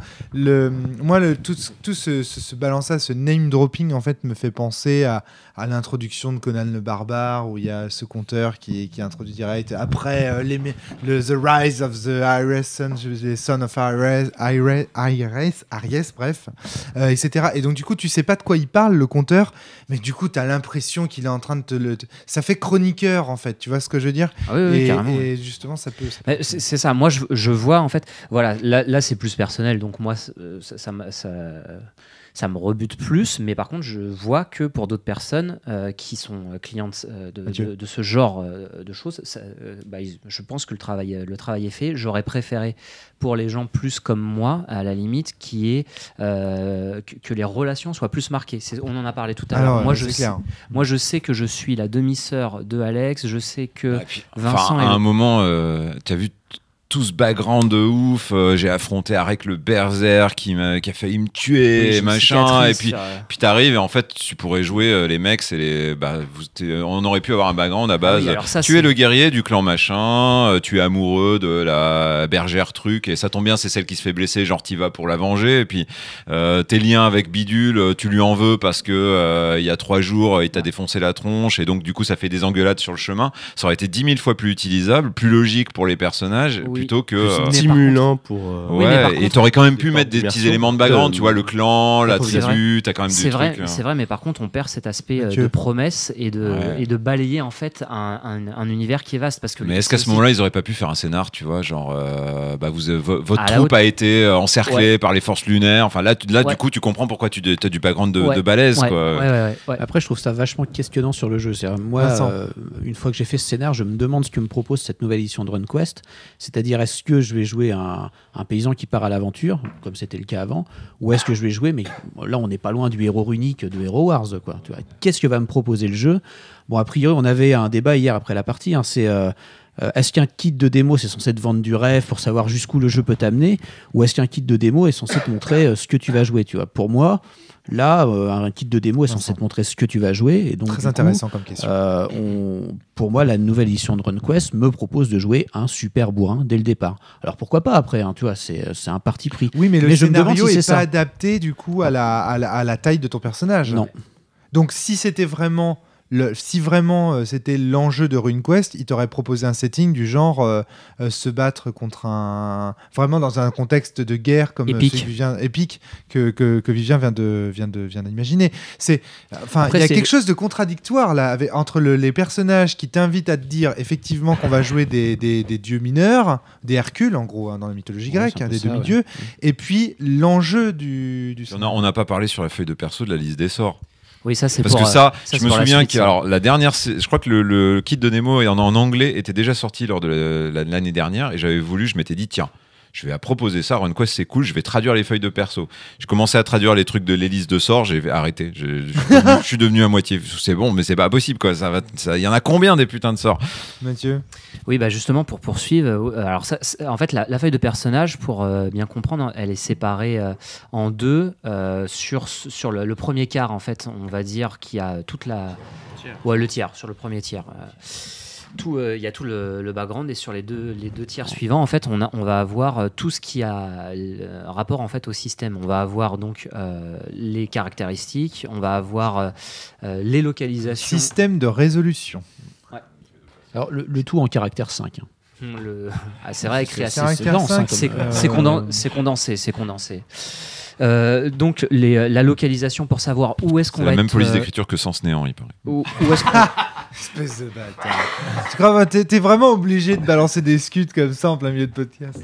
Donc la localisation des dégâts où on va être touché, les armes, ensuite plusieurs caractéristiques ou compétences en fait du personnage qui vont s'étaler sur la feuille. Et c'est sûr qu'en termes d'ergonomie, oui, ça promet de longs développements pour les gens qui aiment ça. Moi, c'est un peu dur, hein. Notamment en plus, comme des personnes l'ont rappelé ici, il y a certaines compétences qui étaient un peu déconnectées en fait de l'aventure. Par exemple, la base des dragons. Moi, j'avais connaissance, mais alors peut-être que c'est la même chose. C'est connaissance de quoi? Alors c'est où? J'arrive pas à le retrouver. Ma première réaction, connaissance de la région Sartar. C'est nul. Alors juste pour préciser, j'ai été télécharger la feuille de RunQuest sur le site de Chaosium pour voir à quoi elle ressemblait. Elle fait 4 pages la feuille de RunQuest, donc c'est voilà. Donc ça c'est une version réduite. Hein. Voilà, tu passes de 4 pages à ça. Enfin, je veux dire, bon voilà, elle est dense quoi. Moi, ma première réaction, c'est vieux, c'est nul. Hein. Enfin, je veux dire, je suis désolé, mais tu vois des trucs comme ça, tu fais OK, j'ai l'impression de jouer à comment ça s'appelle le premier, le truc avec les armes dieux là, Bloodlust quoi.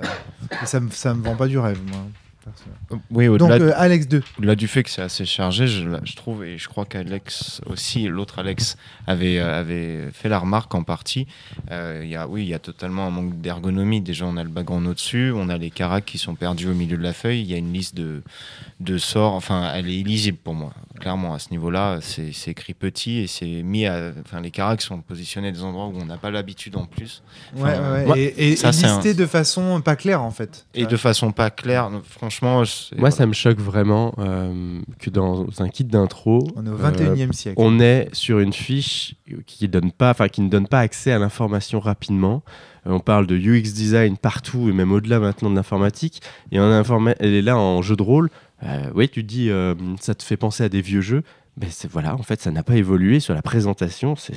Même à l'époque, je crois que c'était plus simple. Enfin, les premiers les kits d'intro de Warhammer ou autres, c'est imbitable. On est dur, Vincent. Alors, juste pour dire que je pense que ça en dit beaucoup sur à qui s'adresse ce kit de démo, puisque moi qui connais bien le système, puisque j'ai joué donc sur les précédentes éditions, il n'y a pas de problème, je m'y retrouve, quoi, si tu veux.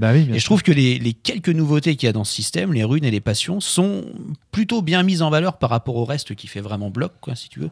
Mais je connais le système, je connais les bases du BRP, donc je m'y retrouve, quoi. Il n'y a pas de souci. Je suis d'accord, c'est des grosses listes, tout ça, mais voilà. Mais je comprends après que pour un débutant, quelqu'un qui a jamais joué, c'est un gros bloc un peu indigeste. Mais c'est bien parce que ça permet effectivement de se rendre compte à qui s'adresse ce kit de démo. Et c'est justement une question que je me posais, justement à qui s'adresse le kit de démo et plus généralement le jeu.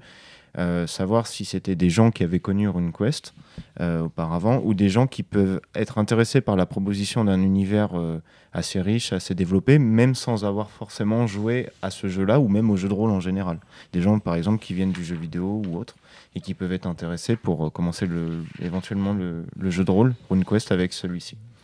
Je ne sais pas à qui ça s'adresse, en fait. Après, le paradoxe, c'est que si le visuel de l'affiche ne semble pas rendre le jeu accessible, le BRP, comme dit Vincent, c'est-à-dire le Basic System, avec ce dessin qui réussit si vous êtes en dessous du pourcentage de votre caractéristique. Par contre, lui est un système qu'on a souvent, le système de Cthulhu, on a souvent dit très accessible pour les débutants. Et donc le paradoxe, c'est qu'on a une fiche qui rebute, ou qui semble rebutante, ou qui semble étrange, ou difficilement lisible pour un débutant, mais par contre le système, quand on va jouer, je pense que le système va être assez...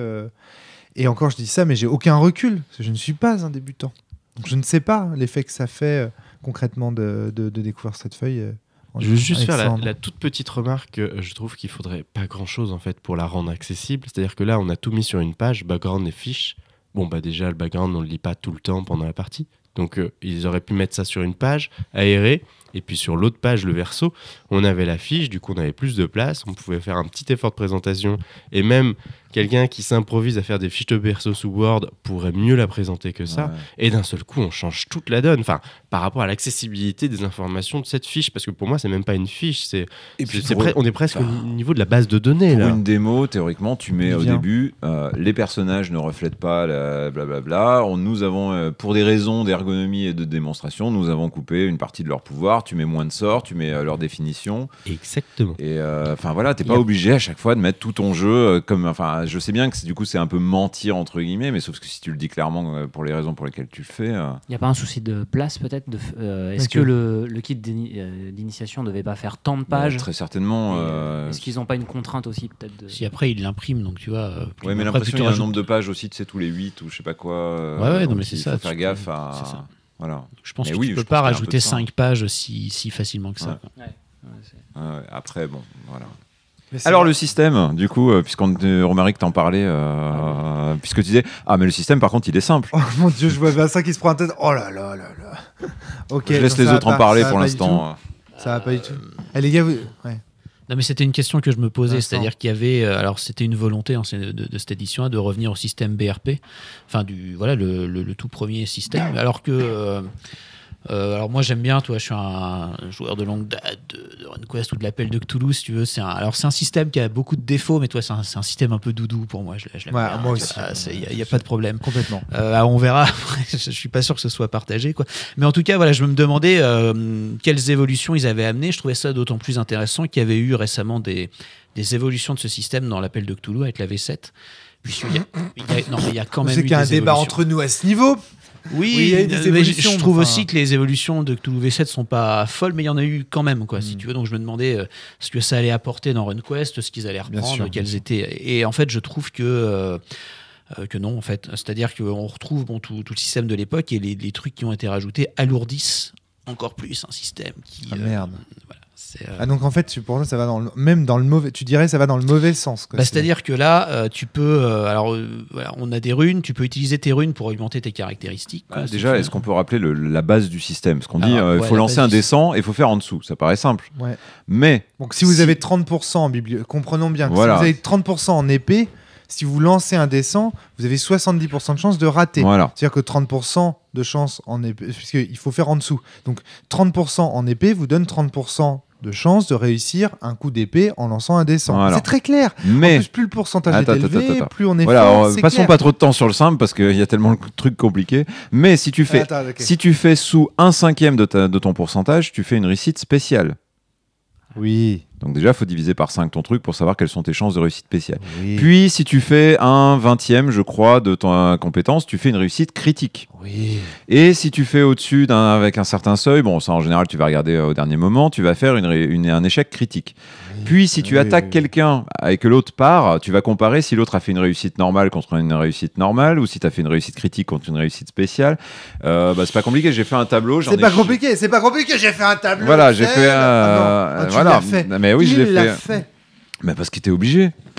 Puisqu'en fonction des résultats et des machins, tu es obligé de regarder. Quand on voit le tableau, on dit sur le papier, c'est simple, mais là, effectivement. Voilà, donc quand tu commences à rentrer dans le combat, ça devient quand même un niveau de complexité un peu supérieur à juste je jette un dessin et je fais dans les évolutions, par exemple, de l'Appel de Cthulhu, ce truc des succès spéciaux et critiques était noté sur la feuille de perso, c'est-à-dire qu'il servait des échelles de santé mentale et de santé mentale, je crois, pour.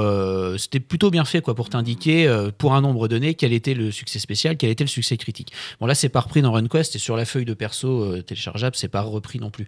Donc, effectivement, c'est. Ouais, d'accord, ok. Mathieu, puis Alexandre. Mathieu, d'abord. Oui, donc moi, j'ai pas trop joué avec ce système-là. Et donc, ouais, c'est ce qui a été dit. C'est assez facile à prendre en main au niveau et à conceptualiser en termes de pourcentage. Tu as 30%, c'est ce que tu disais, c'est assez facile. C'est clair, plus tu as de pourcents, plus le chiffre est grand, plus t'es bon. Donc c'est signifiant. Mais le reste, ouais, les modifications, il y a des moments, je voyais Vivien multiplié par 5, divisé par 6, fait ouais, tu me fais 5 fois ton pouvoir, etc. Je me faisais, mais attends, c'est quoi ce délire? Et ensuite, moi, il faut savoir que mes dégâts, c'est lorsque j'ai touché, attention, c'est 1 des 10 plus 1 plus 3 des 6. c'est bizarre. Enfin, je trouve. What the fuck. Vincent puis Alexandre. Pourquoi est-ce qu'en fait il n'y a Non, pas Mathieu. pourquoi est-ce que tout simplement pas un seul dégât? J'ai vu aussi. Ouais, Bonus au dégâts, dit Vivien en dehors des. Pourquoi est-ce que j'ai vu certains des joueurs qui étaient ici avoir un pouvoir et devoir jeter faire plusieurs lancers avec on a parlé de plusieurs... l'élémentaire de feu. Élémentaire de feu, tu lances 3d6 pour déterminer sa puissance, que tu opposes ensuite à la constitution de l'autre sur la table d'opposition. Il y avait ça. Pour lui infliger ensuite 3d6 points de dégâts. Il y avait ça, mais il y avait aussi Yann, tu sais, qui avait un pouvoir qu'il pouvait lancer pour pouvoir ensuite avoir augmenté sa plage de là, on en pourcentage. revient à ce que Vincent avait commencé à dire sur les runes et tout ça. Et pour pouvoir, et tu multiplies les jets de dés, donc les chances aussi d'échecs. C'est ça. Alex va peut-être pouvoir nous parler justement de l'augmentation avec les runes, puisque lui, il en a bénéficié de façon. Alors j'allais pas venir là-dessus, parce que l'augmentation avec les runes, à la limite, c'est le petit truc dont on peut se servir, où je prends le choix d'augmenter mon jet avec un autre jet d'avant. Bon. Là, j'ai le choix.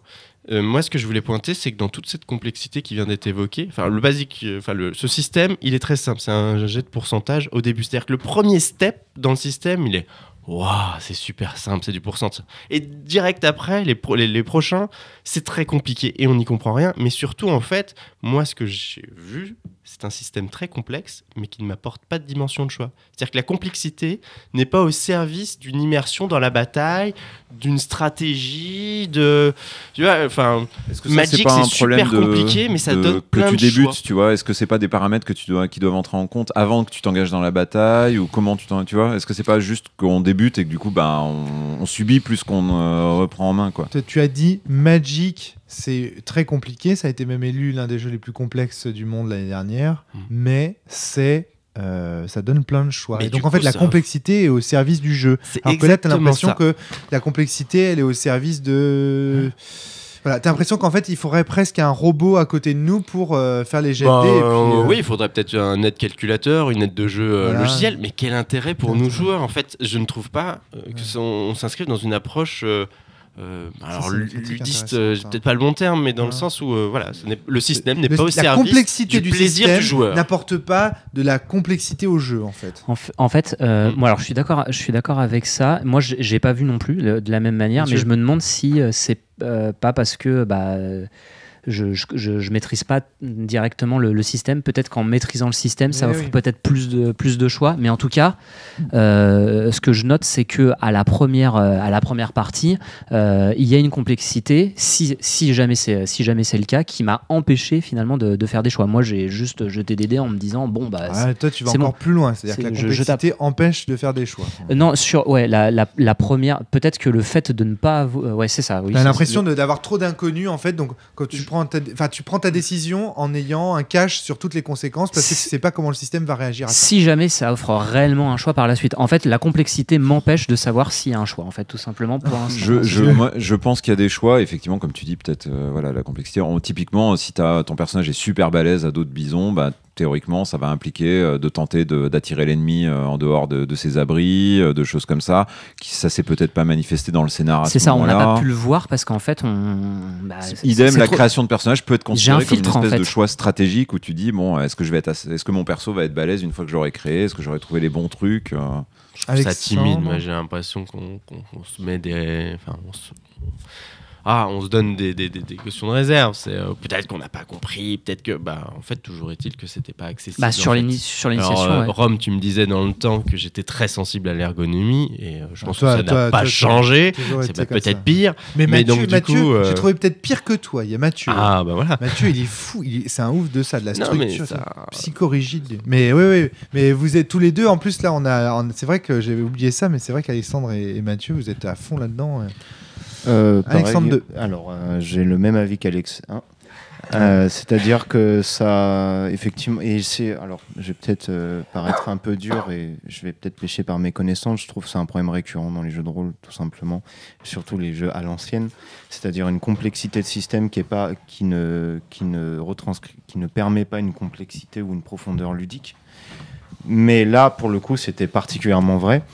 La profondeur, elle pourrait surgir à la limite des situations narratives, de proposer des choses, comme tu le suggérais, Alex 1. Mais là, même certains pouvoirs vont resserrer l'éventuel éventail de possibilités qu'on pouvait avoir. Je reviens, je suis désolé, j'ai pas beaucoup d'exemples, mais sur mes élémentaires, j'étais surpris de voir qu'en fait, je ne pouvais réaliser qu'un seul type d'attaque bien balisé avec un élémentaire, alors qu'il aurait suffi pas grand-chose sans faire du freeform pour quand même autoriser un petit peu plus de... Oui, mais est-ce que c'est pas dû ça quand même au kit d'initiation? Ça me paraît bizarre qu'un élémentaire de niveau 3 n'ait qu'une seule action. Enfin, alors, en même temps, tu as vu la taille que ça prend de description. Ça veut dire que s'il a d'autres pouvoirs, ils vont être eux-mêmes super décrits. Dans ce cas-là, il y a une erreur de casting. Si tu as introduit dans un scénario, alors ça c'est vrai. Pas les règles, il y a une erreur de casting. Alors, Vincent. Moi, je pense que ça en dit encore beaucoup sur à qui s'adresse ce kit de démo. En fait, je pense que la nouvelle édition de RunQuest s'adresse aux gens qui ont connu RunQuest par le passé et qui ont envie de retrouver ce système. En fait, le système avec lequel ils ont joué pendant leur jeunesse et voilà, et c'est cool. Tu vois, enfin, tu vois le côté un peu vintage, rétro gaming, tout ça. Mais franchement, c'est vrai que là. Commencer le jeu de rôle sur le Loranta, c'est cool, c'est un super univers, quoi. Mais je suis d'accord avec ce système-là. Moi, je m'aperçois que c'est vieillot, quoi. Et les évolutions du BRP qui ont eu lieu, par exemple sur Cthulhu, ils ont rien repris. C'est tout con, hein, mais les caractéristiques sont notées sur 18. Alors, dans ce système-là, tu as des caractéristiques et des compétences. Les compétences sont sur 100. Alors, sur 100, c'est facile, tu vois, ça se représente bien. Tu fais, tu vois, t'as 45%, tu vois à peu près le pourcentage de chance que tu as de réussir ton action. Par contre, tu as des caractéristiques qui sont sur 18. Bon. Moi, mon prochain jeu, c'est des caractéristiques qui sont sur racine de 13, en fait. Et du coup, dans l'appel de Cthulhu, dans la V7 de l'appel de Cthulhu, les caracs, ils les avaient repassés sur 100 aussi. Et pourquoi est-ce qu'ils n'ont pas refait ça ici, dans ce nouveau système? Alors, pourquoi c'est simplement 18, historiquement, il y a une raison à ça? Peut-être parce que dans DD, c'était 18 aussi. Ouais, c'est ça. Okay. Je sais pas exactement. Je me suis toujours dit que c'était ça, quoi. Mais comme quoi, parfois, il y a des normes qui deviennent des normes. On vous entend pas, les gars. Vous pouvez les générer aléatoirement, les caractéristiques aussi dans RunQuest? Ouais, c'était généré aléatoirement. Tu tires 3d6, je sais plus, dans certains c'est 2d6 plus 6. Enfin bon, voilà, c'est incroyable. Et bon, alors du coup, ils ont pas changé ça, mais je pense que c'est parce que le jeu s'adresse à un public déjà acquis qui a envie de retourner à ça. Et du coup, moi, je me posais la question de savoir, alors pourquoi est-ce qu'il n'y a pas eu le choix de trancher, de proposer complètement un nouveau système, quoi. Mais un peu comme pour l'appel de Cthulhu. Est-ce que si tu changes de système de RunQuest, c'est plus le même jeu, en fait? Tu vois, il y a plein de jeux qui ont changé de système avec le temps, quoi. Tu vois, Nephilim, par exemple, il y a eu un nouveau système à chaque édition, quoi. Ce qui est critiqué à chaque nouvelle sortie. Ouais, pourquoi? Mais voilà, mais est-ce que là, du coup, est-ce que voilà, si on avait changé le système et mis quelque chose de complètement nouveau, ce qu'ils avaient fait avec Hero Wars, est-ce que les gens disent... Ouais, vas-y. Je pense qu'il y a une forme. Tu connais la théorie de l'engagement. Plus tu te mets, plus tu. Par exemple, c'est souvent mise dans le truc du bus, mais moi je dans Magic aussi. C'est-à-dire que t'as mis 10 € dans un jeu. Bon, tu peux le jeter facilement, tu peux le changer facilement. T'as mis 20 €. Bon, bah là, tu dis, bon, allez. Bon, là, il y a un parasite ou quoi? Il y a un truc bizarre. Bon, bref. Donc, ouais, c'était peut-être ton téléphone, Vincent. En fait, si tu veux, les types ont tellement mis de temps à apprendre, en fait, à jouer à ce type de jeu, à maîtriser, en fait, les subtilités du système de ce jeu, que, en fait... ils se sont tellement mis dedans, tellement engagés que ça, c'est une trahison du... Faut quand même faire gaffe, je pense, parce que je me méfierais quand même de juger comme ça, tu vois, de position un peu surplombante, genre s'ils jouent, c'est un peu parce qu'ils se sont investis et donc malgré eux, ils ont... Peut-être qu'ils aiment aussi, il y a des gens qui aiment ce système, quoi. Et du coup, forcément, quand tu sors une nouvelle édition, quelque part, bah, tu comptes sur ces gens-là qui aiment le système. Et moi, j'ai eu une discussion avec quelqu'un qui aime, au contraire, qui y voit des possibilités, qui y voit pas des absences de trucs, qui aime pas les systèmes où tout est un petit peu lissé, et qui aime bien qu'il y ait plein de petites particularités à chaque truc. Juste, en fait, c'est même pas que ça donne des choix. C'est que ça donne une sensation de différence. C'est-à-dire, dans le système même, dans le jet que tu vas faire, dans le truc que tu vas faire, tu vas sentir la différence entre tel type de magie, tel autre type de magie, des choses comme ça, quoi. Alors moi, j'aime ce système, c'est ce que je disais tout à l'heure, mais je trouve que là, les ajouts qu'il y a, enfin, le truc des élémentaires qu'on a vu hier en fin de combat, où toi, tu as une taille et les élémentaires ont un volume, mais tu te retrouves... J'ai pas dit, par contre, que tout était valable. Hein. Ouais. Oui, je m'interroge souvent d'ailleurs par rapport aux anciens systèmes. je pense qu'il y a une raison qui fait que ça reste, en fait, que des gens continuent à jouer au-delà de la nostalgie ou autre chose. Et effectivement, la complexité des règles, et j'y vois la même chose dans Warhammer, ça peut donner, on peut se sentir peut-être immergé dans quelque chose, dans une expérience, parce que justement, il y a plein de pouvoirs, il y a une certaine complexité. Ça, c'est possible. Mais je trouve quand même que le coût en règles, en apprentissage, il est quand même assez élevé par rapport aux possibilités des hardcore casu que vous avez dit au début. Alexandre, juste petite partie pour revenir en arrière, il y a des caractéristiques qui sont au tout début de la fiche. Je ne sais pas à quoi elles servent. C'est-à-dire que c'est les premières informations que j'ai eues sur mon personnage. Et ça, c'est un classique du système BRP, quoi. Des caracs que tu n'utiliseras presque jamais. D'accord. Sauf en les multipliant par 5, ce qui est chiant parce que t'as pas le score quelque part de façon claire. Mais est-ce qu'elles sont prises en compte dans les scores de compétences ? Elles sont prises en compte dans tes bonus aux dégâts, dans tes points de vie, dans ton nombre de points de magie, dans ce genre de choses, quoi. Okay. Dans le nombre de compétences aussi. Et pour interpréter aussi. Pour interpréter, ça peut. Et puis on a vu dans les compétences, il y a des bonus des scores de base. Tu as des bonus de base qui sont liés à tes caractéristiques. Ce qui, dans mon souvenir, en général, était assez rouleau de devoir recalculer à chaque fois, mettre tes petits bonus. Bon, bref. Là, c'est rigolo parce que du coup, comme on est sur un kit d'intro, alors je sais pas à qui il s'adresse, c'est un autre débat, mais pour moi, en termes d'ergonomie, les premières informations que j'ai sur mon perso, c'est celles qui vont pas m'être utiles pour le jouer, en fait. Peut-être pour le découvrir, pour savoir, voilà, je suis plutôt fort, je suis plutôt intelligent, je suis plutôt agile, mais après, je m'en sers plus. Et voilà, encore une fois, l'information n'est pas distribuée pour une rapide utilisation en partie. Alex II. Je voulais juste revenir sur un point. Je crois qu'on n'a pas trop parlé de la nouveauté ou des nouveautés par rapport à l'ancien système. Moi, j'aimerais bien qu'on en parle quand même. Ça intéresse au moins nos auditeurs qui sont fans de RuneQuest, qui ont, j'imagine, déjà quitté ce podcast en disant qu'on est des horribles connards. Ouais, oui. Voilà, mais peu importe, on va quand même parler des innovations. On n'a pas accès à tout, mais de ce qu'on a vu avec Vincent, a priori, il y a 2 grosses nouveautés. La première, on la voit pas a priori sur la feuille. Enfin, on la voit, mais on voit pas les mécaniques derrière. C'est l'historique du personnage. Donc, apparemment, maintenant, il y a des questions ou un système de création. Je sais pas comment ça fonctionne, mais pour donner de l'historique à son personnage, ce que je trouve très bien. Surtout dans un univers, un univers riche comme ça, tu as besoin d'avoir des outils qui te filent des noms, peu importe. Parce que tu vas pas inventer de toi-même les origines de ton perso si tu comprends pas l'univers, tu vois.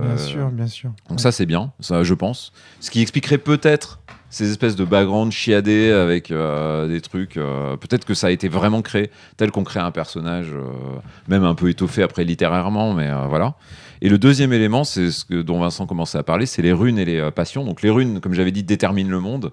Et donc maintenant, ton personnage est associé à des runes. Donc tu peux avoir 90% en runes de l'air, par exemple. Les runes sont associées à des valeurs. Je me souviens plus, mais runes de l'air, typiquement, ça peut être la colère, le combat, c'est bien qu'ils se sont inspirés de Sens pour faire le voilà, c'est ça. RuneQuest. Et t'as des passions. Et tu as des passions genre haine du clan machin, amour pour telle personne, etc. Et ça, c'est aussi des pourcentages. Le pire, c'est que j'y avais pensé. Dans l'après-midi, ça n'a évidemment rien à voir. Et du coup, tu peux décider à tout moment d'augmenter une de tes compétences ou une de tes caractéristiques par un jet de rune ou de passion en disant bah ouais, je suis en train d'affronter le mec que je déteste, donc je vais faire un jet de passion haine du clan chien gris et du coup je vais m'augmenter mon score de combat. Et donc tu fais encore un jet de pourcentage et en fonction du résultat tu as un bonus de % à tes actions et si tu rates par contre tu as un malus. On voit bien que c'est un système de lissage en fait de l'aléatoire finalement. Un petit peu. C'est de la préparation en fait quelque part. Ouais. Voilà. C'est un système de lissage de l'aléatoire par la cohérence génitrice du personnage quoi. Et paradoxalement, c'est une idée qui est reprise de Hero Wars du coup, de la version différente en fait, plus narrativiste on va dire pour simplifier, même si c'est de ce jeu quoi. À l'époque déjà, tu avais ce côté j'ai plein de mots clés différents et du coup j'en combine 2 en gros pour en faire un plus fort quoi. D'accord, ouais. Il y avait un peu cette idée. Et il y a aussi un effet, c'est pas que un effet de boost, sinon ce serait un peu naze quand même. Tu as aussi les passions on peut te demander un jet de passion pour t'éviter d'aller foncer sur l'ennemi ou des choses comme ça, ou ton perso peut être pris entre deux passions, donc va les opposer. Et les runes, ça doit être à peu près pareil, je pense. Ça apporte de la couleur quand même. Clairement, ça apporte de la couleur. Au moins, les runes, tu peux plus dire que ça n'existe pas. C'est dans ton perso. Donc c'est quand même sous ton nez, plus ou moins. Hein, parce que là, on a dit que la feuille de perso, de toute façon, tu ne les mettais pas trop en visuel, mais tu as quand même. Si. Pardon. Tout en bas. Tout en bas, voilà. Ouais. C'est un peu plus visible que. C'est autant visuel que c'est possible d'être visuel sur cette feuille, quoi. En tout cas, c'est bien mis en avant parce que moi, c'est la première chose qui m'a marqué, c'est le dessin. Enfin, le nom du personnage, le dessin du personnage, puis les runes qui en bas, qui m'ont intrigué. Je me suis dit, c'est quoi ? Par contre, on a vu que les runes, elles avaient été mises un peu au hasard pour les persos ou dans le désordre, je sais pas, je sais plus quoi. Dans le désordre, ok. Donc c'est pas si mal, c'est quand même lié au perso. Alors Vincent, t'as pas eu l'air d'être convaincu par cette nouveauté-là ?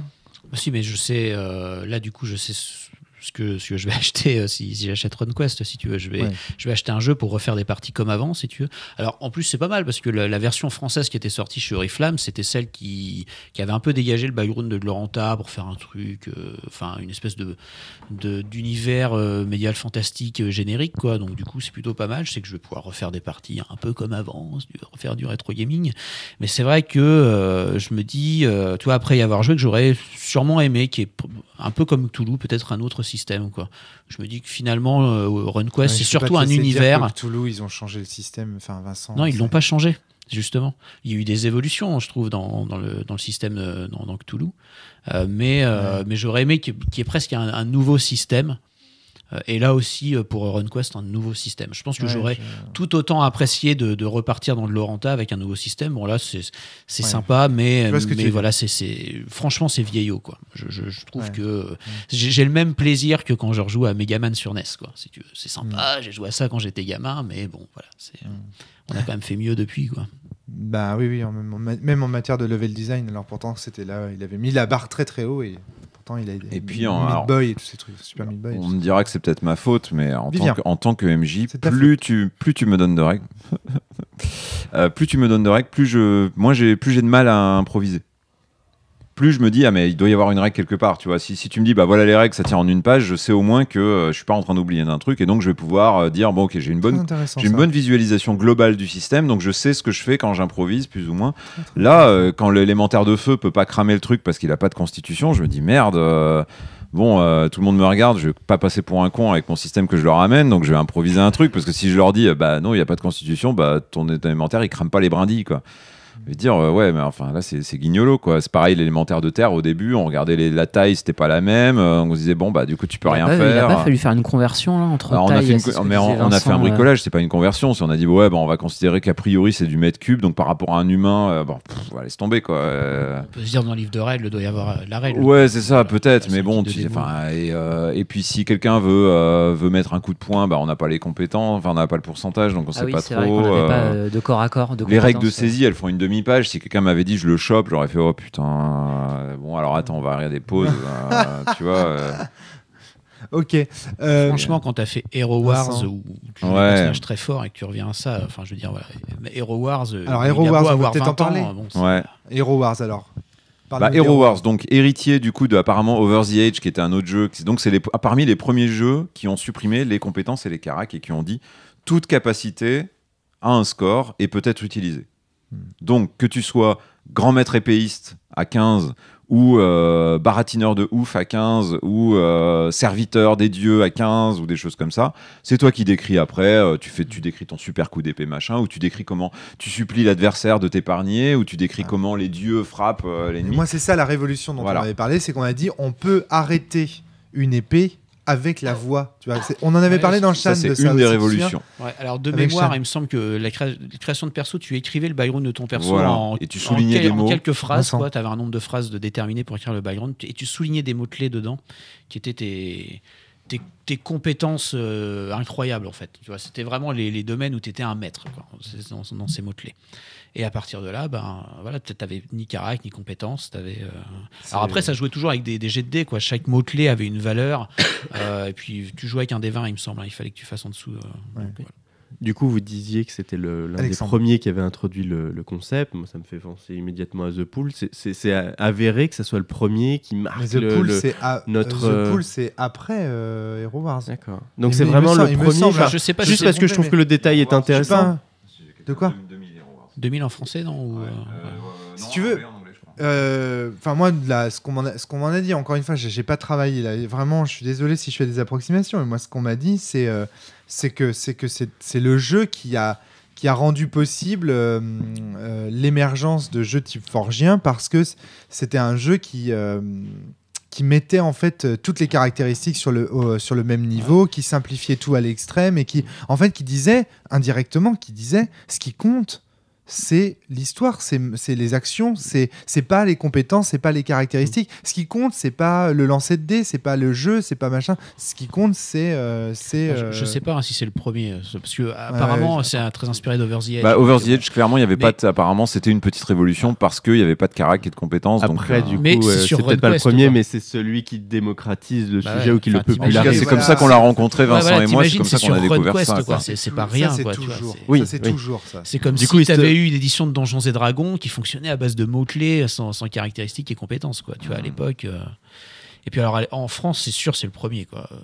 C'est le premier à être paru. C'était fou, quoi. À l'époque, tu lisais le truc, tu disais mais qu'est-ce que c'est que ce machin? Oui, et puis en plus, il y avait pas que ça, parce que là, j'ai pas trop lu le truc de Ron Edwards sur Hero Wars, mais il y avait l'idée effectivement que, alors, je sais plus. Hero Wars, c'est 2001, c'est ça? Attends. Hero Wars, c'est 2000. C'est 2000 pour en anglais et 2001, je pense, en français. Là, les premiers textes que je trouve à son sujet, c'est 2002. Je peux me tromper, mais voilà. Alors, j'ai cité The Pool parce que c'est le premier qui m'est venu, parce que c'est. Voilà. Ah oui, mais le concept est juste là, et du coup, voilà, je m'interroge.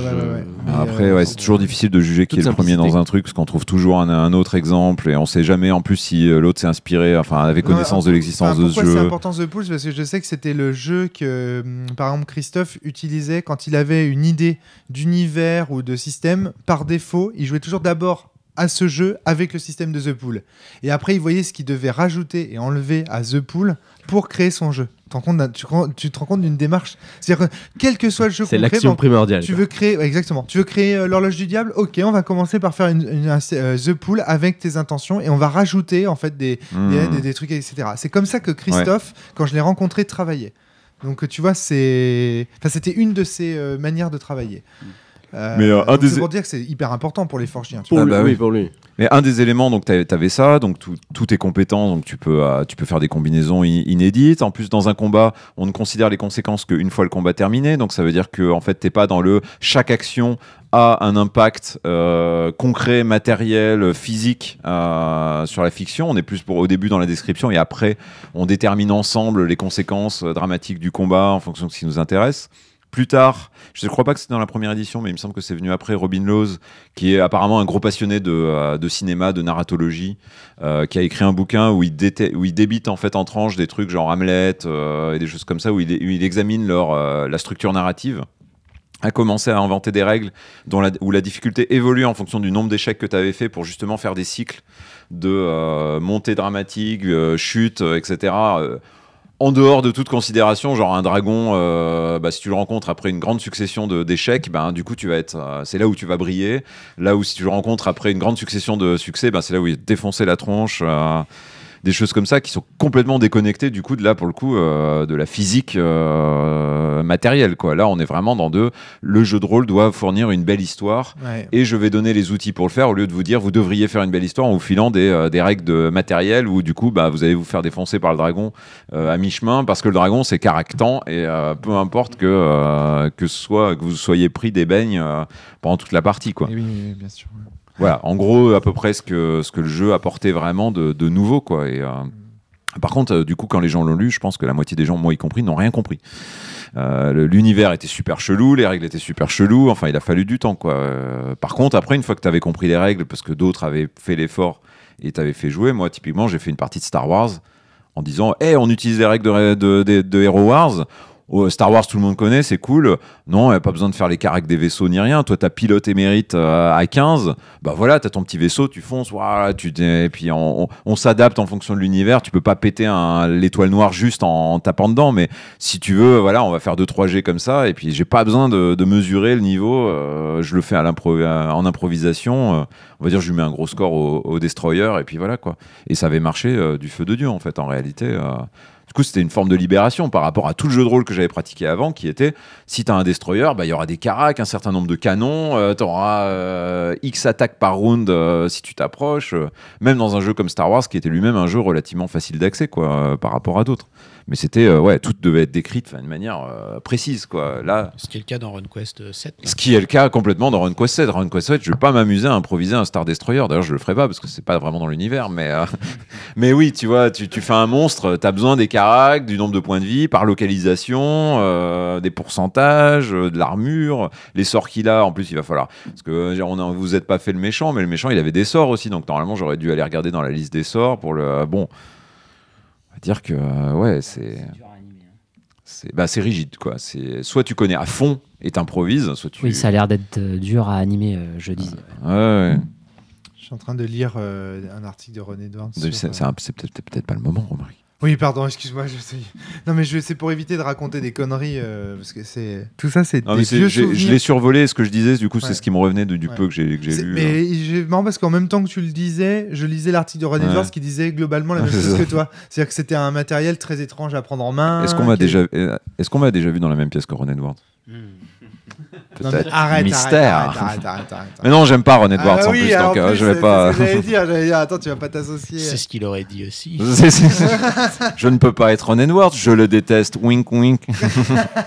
C'est pour ça que vous ne nous avez jamais vu. C'est ça. Mais oui, mais exactement. Putain, mais pourquoi ils ont pas pensé à ça en fait? Alors, est-ce que vous avez eu des bons moments dans cette partie, des scènes sur lesquelles vous voudriez revenir ou non? Moi, j'ai l'impression que ça a été un calvaire. Enfin, non. Non, enfin, puis Mathieu. Je trouve que les personnages sont pas, ce qu'on disait tout à l'heure, sont pas adaptés au scénario. Il y a plein de problèmes. Le scénar en lui-même, il est pas si mal que ça comme scénario découvert. Vous avez bien kiffé de défoncer le dieu. Après, c'est difficile de Gloranta, c'est un univers qui est hyper riche. C'est difficile de faire ça dans un scénar. Mais là, voilà, tu pars sur un truc un peu pourri au départ, qui est le vol de bétail, qui moi me fait penser à du RunQuest, de la dernière édition basique. Et tu arrives sur un truc, avec une mythologie, une déesse oubliée, tu vois, je sais plus comment s'appelait, la Maltaire, je crois. Enfin, tu vois, on arrive dans un endroit maudit, tout ça. Je trouve que c'est un scénar d'introduction plutôt efficace, quoi, d'une manière générale. D'accord, ok. Mathieu? Oui, moi j'ai bien aimé en fait le scénar. Je l'ai déjà dit, mais aux intervenants, ça m'a beaucoup fait penser à Rob Roy, où c'est un peu la même chose, où t'as le clan, je sais pas trop quoi, Aurélie qui vient voler les vaches du clan machin truc. Il y a une espèce de vendetta qui se met en place entre les clans, et tu sens que s'ils sont à couteau tiré parce que le clan Intel a pissé dans le ruisseau et que ah là là mon Dieu, il va falloir venger l'honneur, et tout ce truc là, en fait j'ai bien aimé. C'est vrai que par contre c'est vrai que les héros peuvent être un peu déconnectés.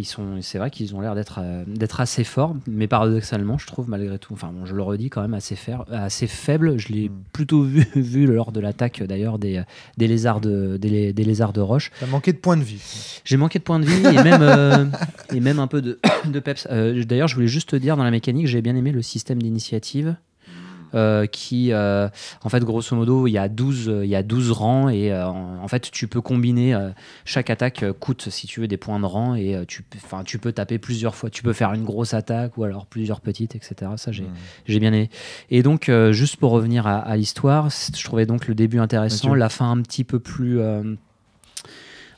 bateau, un peu plus cliché, un peu plus bateau, donc j'ai un peu moins aimé le Attention, combat. parce que du coup, comme le soulignait Vivien, on est allé à la fight, et est-ce que c'est pas notre choix d'approche qui l'a rendu cliché? Oui, mais il y avait pas grand-chose d'autre. En fait, on sentait que c'était ça qu'il fallait faire. Il y avait pas grand-chose d'autre qui nous disait. Il y avait pas de points qui nous permettaient, en fait, si tu veux, d'aller à la négoce. Il y avait pas de règles. Oh, non, c'est pas ça. C'est que nos persos étaient tellement forts que c'était la solution de facilité. On aurait joué des paysans. D'accord. Toi, on aurait dit non. peut pas y aller. Non, je suis pas d'accord. Je suis pas d'accord parce que les personnes qui étaient là, dans l'histoire telle qu'elle nous était présentée, les personnages étaient fous. En fait, ils avaient perdu la raison. Pour moi, en tout cas, c'était pas super.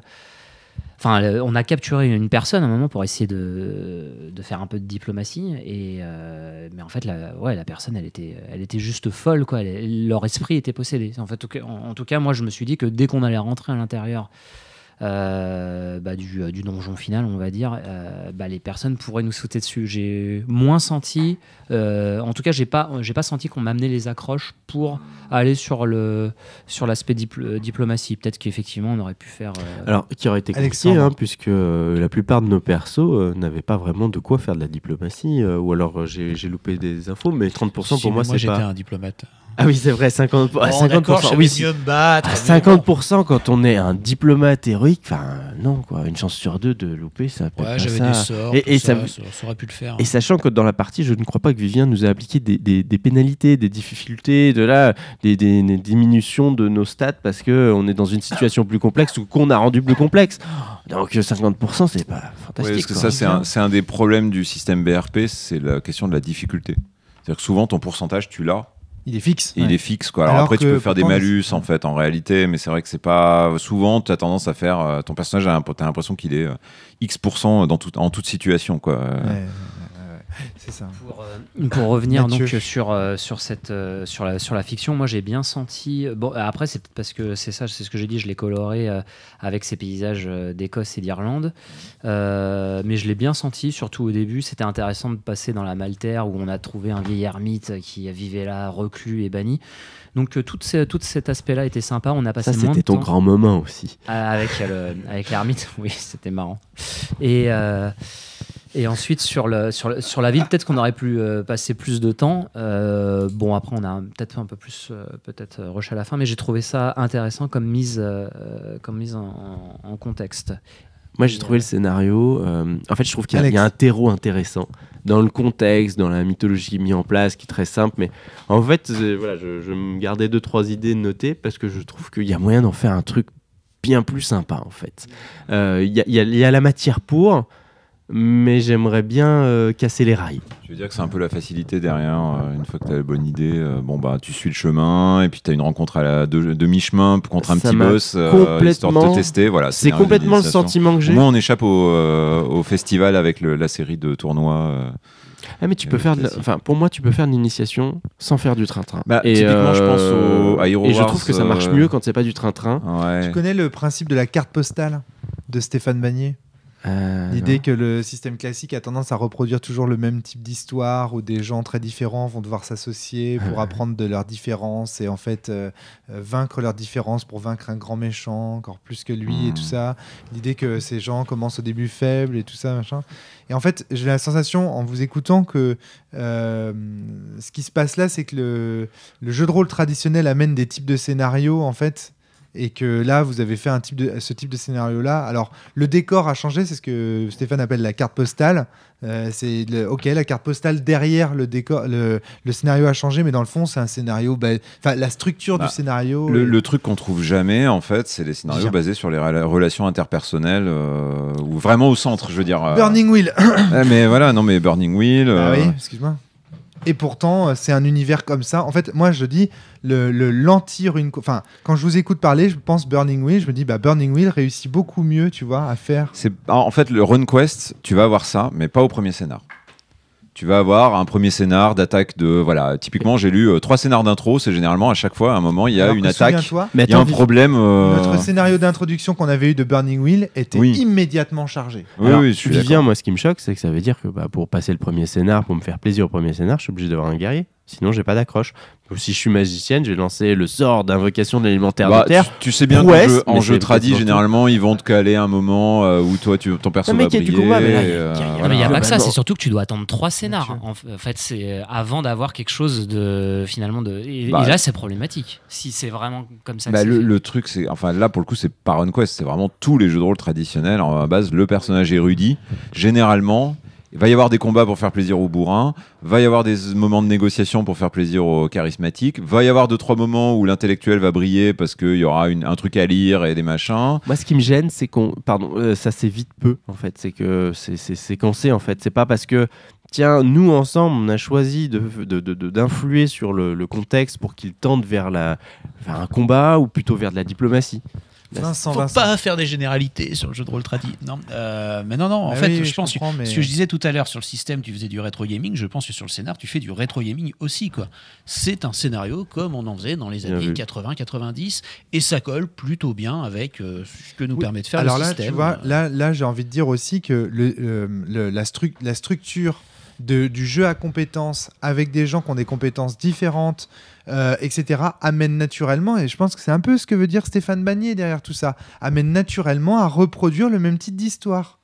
S'il y a une magicienne, un guerrier, un voleur dans une team, tu vois ce que je veux dire, quel que soit le jeu, c'est pas pour faire des généralités sur le jeu de rôle tradi si tu veux, mais forcément le scénario ça va avoir la même gueule quel que soit l'univers. La carte postale derrière change, mais la structure va être la même, parce que là il y a une structure. Écoute, alors comment tu expliques que des gens comme Fall, par exemple, Monsieur Fall, disent en fait, en gros, à la fin des années 80, on avait l'impression d'avoir joué à tous les jeux de rôle. C'était plus la peine de faire du jeu de rôle, parce que en fait, tous les jeux de rôle étaient pareils. Alors je suis d'accord, il n'y a pas des généralités à faire. Est-ce que c'est la structure ou est-ce que c'est la culture, Romaric ? En tout cas, il faut convenir que pour beaucoup de personnes, il y a une répétition du même en jeu de rôle. Oui. Dans ces vieux jeux-là, il y a quelque chose qui se répète tout le temps et qui fait que quand on a joué à un jeu de rôle, on a l'impression, je dis pas que c'est vrai, mais on a l'impression de les avoir tous faits, quoi.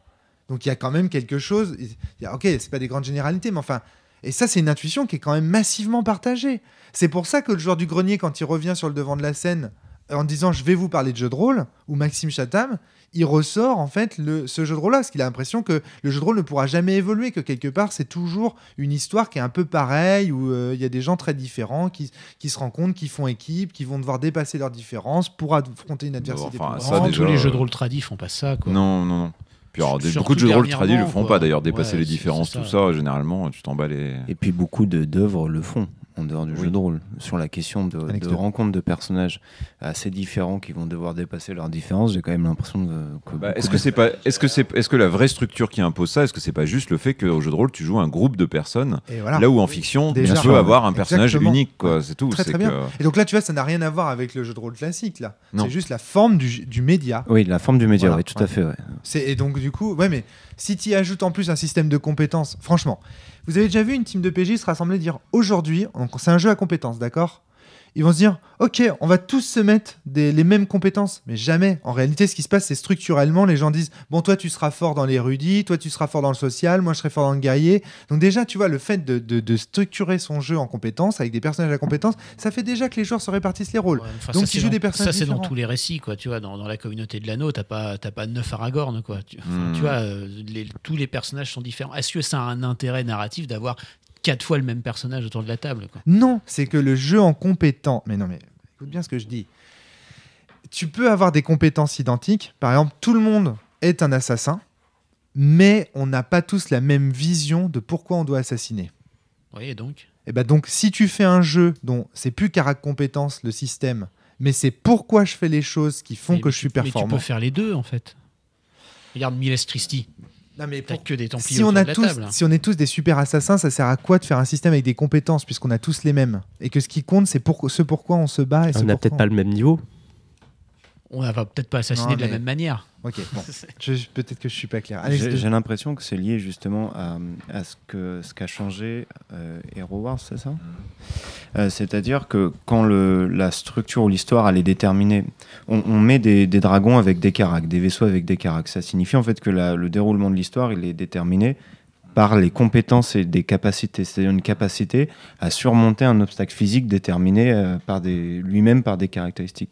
Si on avait un jeu où, comme plus souvent on a maintenant, un jeu où l'avancée dans la narration elle est déterminée par autre chose, pas des compétences techniques, mais effectivement par exemple une inclination sur un goût, une passion d'ailleurs, il y en a un dans ou des dieux, des vénérations de dieux différents.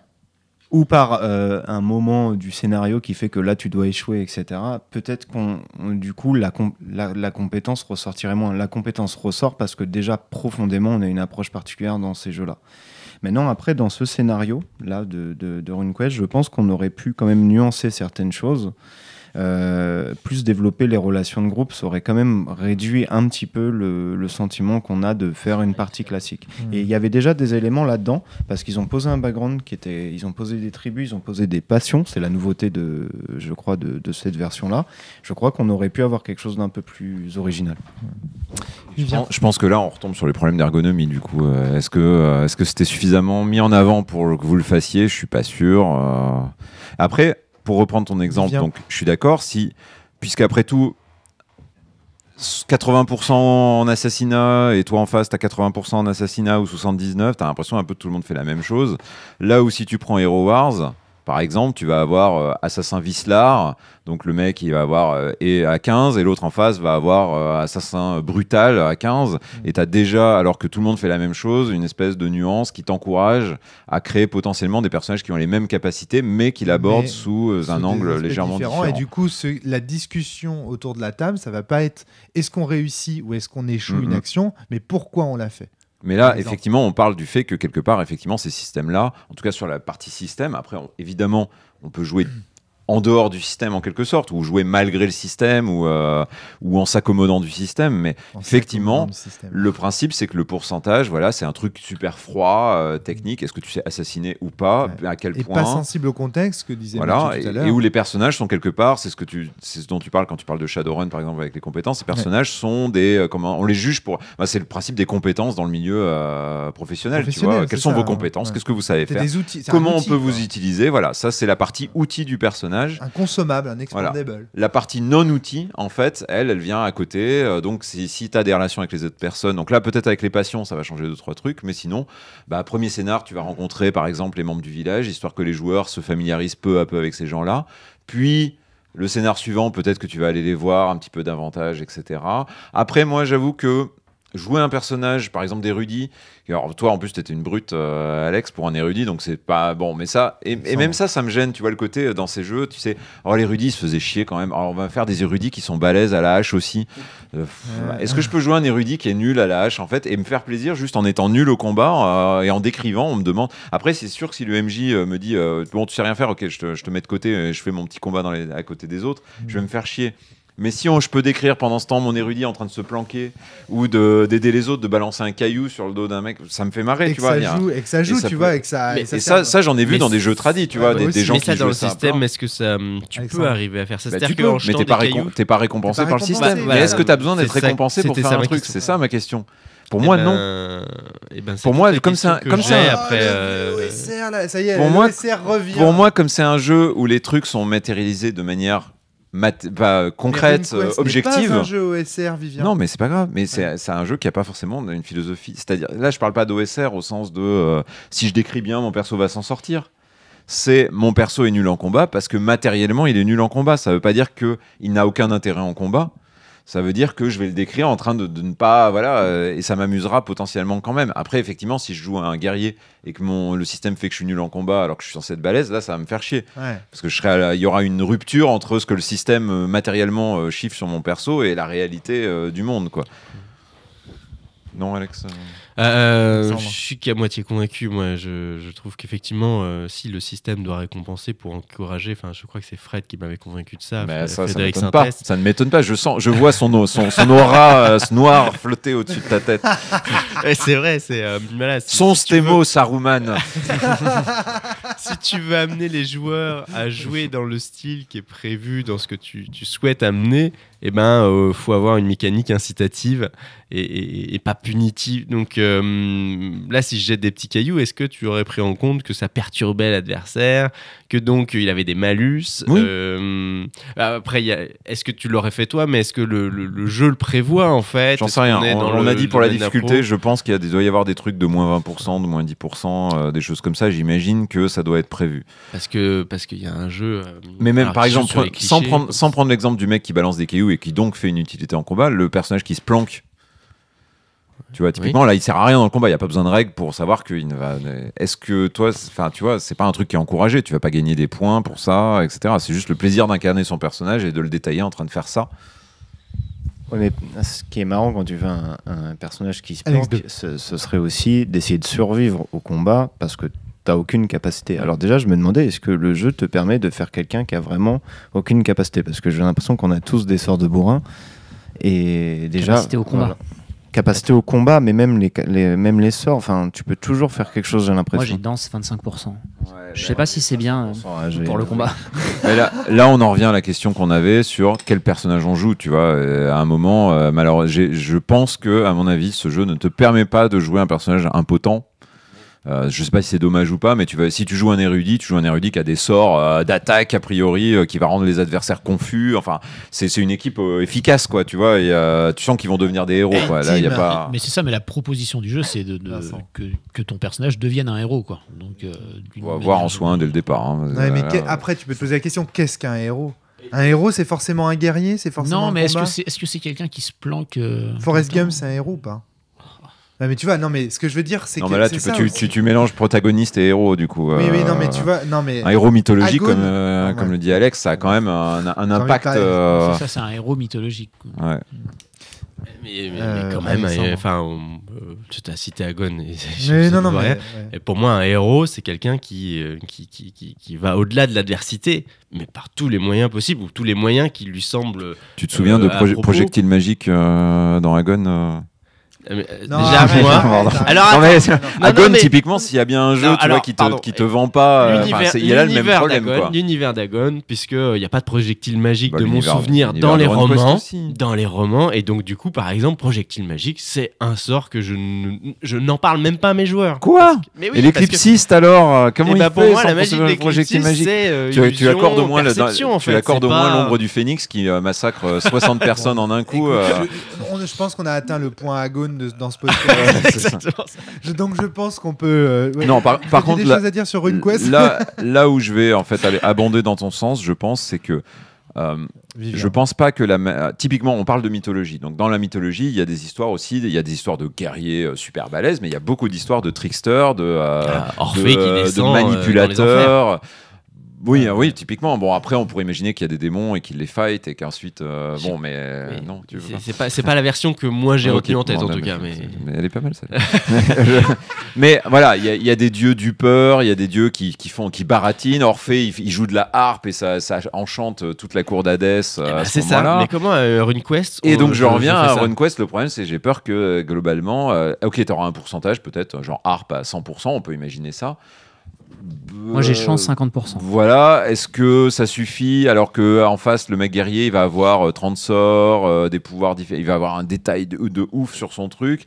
Là on se dit que du coup Hero Wars est beaucoup plus approprié pour jouer ce type de personnage en termes de système quoi. Je pense que la proposition de cette version de RuneQuest c'est pas ça quoi justement. Mais est-ce que c'est pas dommageable qu'on puisse pas jouer justement des tricksters, des grands baratineurs, tu vois, mythologiques, tu vois, est-ce que ça va pas dans l'esprit du jeu? Il y a d'autres jeux qui permettent de faire ça. Là je pense que sur cette édition là c'est juste pas ce que ça propose. Je pense aussi. Je pense que ça va être assez efficace dans sa proposition. Mais je pense qu'effectivement l'érudit au mieux il sera pas très doué en combat, mais il aura des sorts de démoralisation, de confusion, des élémentaires de feu derrière lui. Enfin bon, c'est quand même un érudit.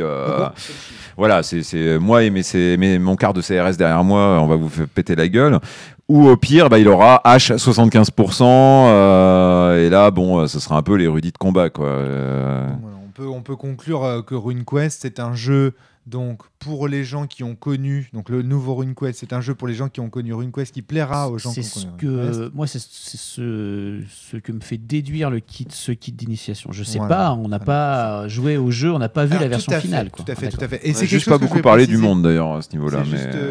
Tu veux parler de l'univers après, ça dépend si tu veux clore. Mais parce que là, vraiment, je pense que il est en tout cas, l'univers est très très vaste et c'est un des grands plaisirs de ce jeu, quoi. Entre la mythologie, et puis, un des intérêts de jouer à un jeu aussi ancien, quelque part, et un des problèmes, c'est qu'il y a un développement d'éléments, d'univers, de personnages, de sources, de cartes, de trucs. C'est que, il y a un univers qui commence à prendre corps, quoi, dans sa profusion, quoi. Et c'est ça aussi qui.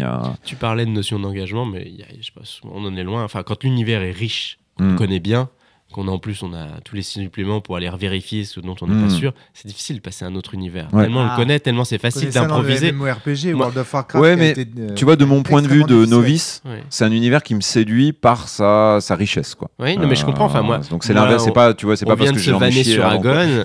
Moi, au-delà de la métaphysique, le système, je le supporte pas. Donc c'est vraiment l'univers que j'adore, que je maîtrise, que je connais plutôt bien. Ça, c'est parce que t'as jamais joué à un Minotaur avec des bottes secrètes qui te permettent de défoncer les farfadets quand ils réussissent leur esquive. Moi, je le garde pas du tout en tête. Salaud, Vivien. Et juste sur la richesse de l'univers, le pack de base de RunQuest, c'est un triptyque. Il y a 3 livres. Hein. C'est du lourd. Livre de règles, livre d'univers, bestiaire. Oh là là. Et alors, qu'est-ce qui fait sa spécificité par rapport à d'autres univers de jeux de rôle? C'est quoi son foisonnement déjà? Il y a des trucs qui partent dans tous les sens. Donc on part de Celtes, après il y a des canards humanoïdes d'un coup, il y a des monteurs de bisons, des monteurs d'antilopes. Tu m'avais vendu jusque-là, mais là tu es en train de me le détruire. Il est vraiment temps de conclure ce podcast. Il faut mettre ça dans son contexte. Ouais, il est sorti en 78, je crois, RunQuest, quoi. Ouais.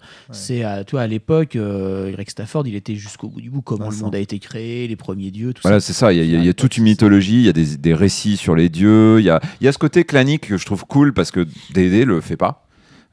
S'investir dans un culte, dans une tribu, les relations entre tribus, ensuite les chefs de tribus, etc. C'est tellement inspiré finalement de l'invasion romaine de la Gaule par les Romains qu'il y a énormément. On le trouve pas partout non plus. Voilà, et le côté antique est peu développé en général. Je sais pas comment dire.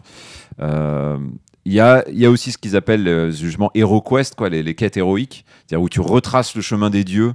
Et où tu rentres dans un monde qui est à moitié dans le réel, à moitié dans cette espèce de monde divin, et où tu reproduis les actions. Et donc ça, c'est intéressant, je dis, comme manifestation finalement du culte dans le réel, ce genre de choses. Ce genre d'univers, c'est tellement riche, mais tu peux y jouer toute ta vie, quoi. Si tu veux, ça peut être ton unique jeu de rôle, et je pense. Univers de jeu de rôle, tout du moins. Univers de jeu de rôle, tu vois. Vivien, j'ai l'impression que tu aimes beaucoup les jeux de culte. Ah ben, le culte. Non mais blague à part, quand on t'écoute en parler, on sent bien qu'il pour ce jeu en tout cas, c'est pas forcément ce que je veux dans d'autres jeux. Quand on parle de la métaphysique du monde, on parle de la manière dont il est généré à travers les dieux, etc. Autrement dit, de sa profondeur.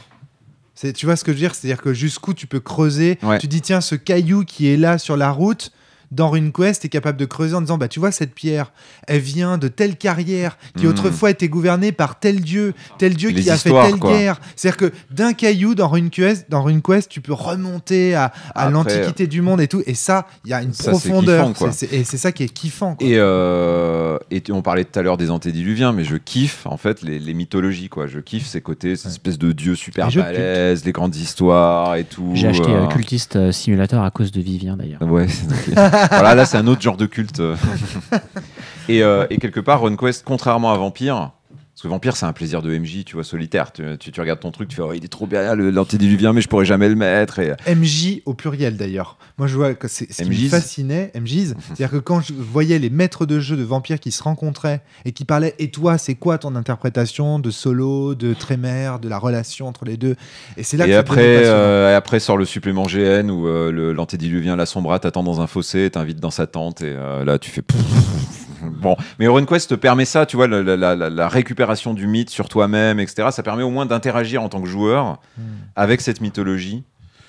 Et du coup, c'est assez rare, ça, je trouve, comme proposition. Parce que je sais plus, j'avais lu ça, c'est si tu te fais plaisir, quand tu conçois ton jeu de rôle, à faire toute une mythologie, tout un univers, mais que tes joueurs n'en voient pas, ça ne sert à rien, tu t'es juste fait plaisir. Par contre, est-ce qu'il manquerait pas, du coup, un système un peu moderne, tu vois, genre où les personnages, les joueurs peuvent s'accaparer les mythes et du coup, eux-mêmes, tu vois, par exemple, juste un système de cartes où tu as les récits sur les dieux. Ou un truc, tu vois, où au coin du feu, d'un coup, le joueur va dire je veux raconter l'histoire de mon dieu. C'est là qu'on arrive dans un truc qui est très délicat.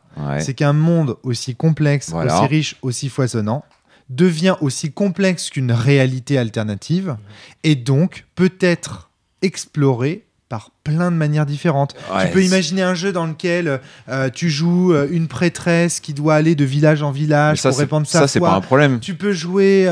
c'est pas un problème. Non, c'est pas pour moi, le problème, c'est que... Ça veut dire que tu peux faire autant de systèmes que tu veux pour Glorantha. C'est ça le problème. Enfin, c'est ça le problème. C'est à la fois un problème et pas un problème. Ouais, si on veut. Mais si tu veux, le vrai problème, en fait, dans ce jeu-là, c'est que tu vas te retrouver avec un MJ qui a passé des heures et des heures et des heures à lire ses bouquins, qui connaît Gloranta et tout ça, face à 4 joueurs ou 5 joueurs qui eux n'y connaissent rien et du coup font des personnages lambda parce qu'ils n'ont pas l'information.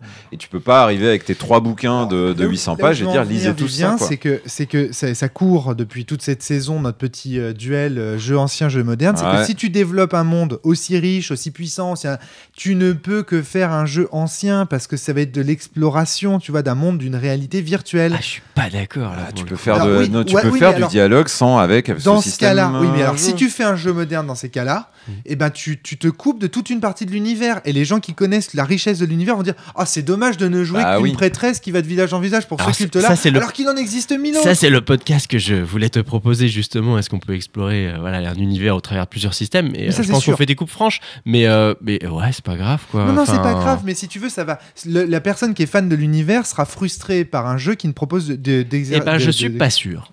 Parce que si tu dis que c'est c'est mon interprétation, regarde les films qui parlent des super-héros qui sont sur comics pendant des dizaines d'années. Moi je connais plein de potes qui sont fans par exemple. Monostatos, c'est un jeu qui a beaucoup frustré à sa sortie parce que justement, le jeu te proposait un univers qui était extrêmement riche, métaphysiquement très profond, etc. Et que Fabien avait proposé un système qui n'explorait qu'une seule partie. Je suis d'accord avec toi, Alexandre, à partir du moment où tu sais que l'auteur va développer d'autres types de jeux, type Thomas Munier.